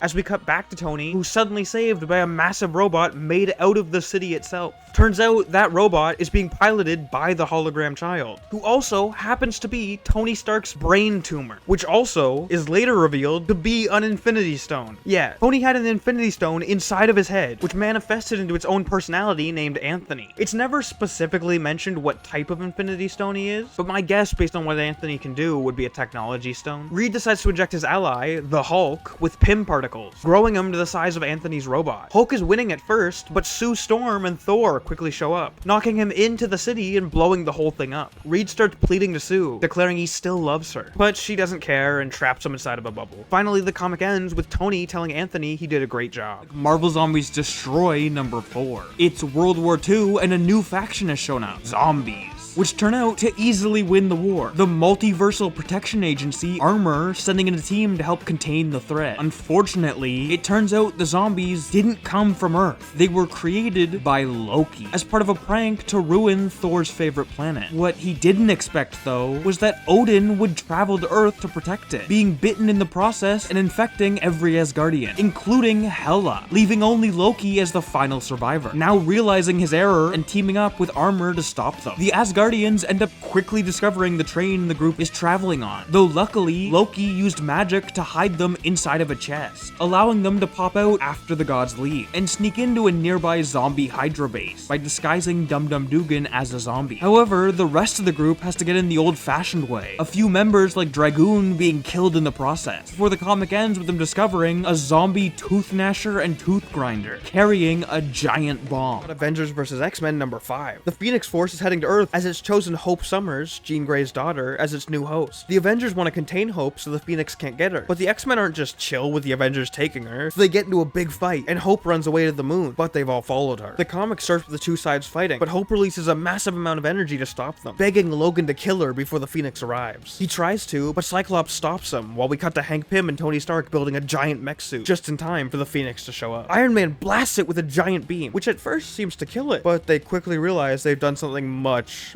worse. They've fractured it. Instead of one host, it now has 5, including our skins, Phoenix King Namor and Phoenix Diamond Emma Frost, along with a skin I guarantee I'll be returning for in a future video, Phoenix Magic. The comic ends with them heading towards Earth. Deadpool Kills the Marvel Universe number 1. Starting as the Watcher mentions that all things must come to an end. Some peaceful, others not so much. As we immediately see the Thing's corpse scattered across the Baxter building. Reed melting in Sue's arms as he tells her that he sent their kids into the negative zone before Reed himself passes away. Sue then sprints through the facility, discovering Johnny crawling out of a crashed ship as Deadpool slits the Torch's throat. Sue responding by popping his head, though he instantly gets back up, stabbing Invisible Woman through the back. The Watcher then decides to rewind the clock a bit, showing the X-Men bringing Deadpool to a mental asylum. But unfortunately, the head doctor turns out to be Psycho Man, as he's concocted a master plan to manipulate Deadpool into helping him take over the world. The procedure actually hurting Deadpool's inner voices, as he screams at Psycho Man to get out of his head, who claims that it's worked. So suddenly, a new voice appears in Wade's mind, proceeding to rip the mini Psycho Man out of his robotic suit, smashing him into the release form. As his new voice mentions, he's killed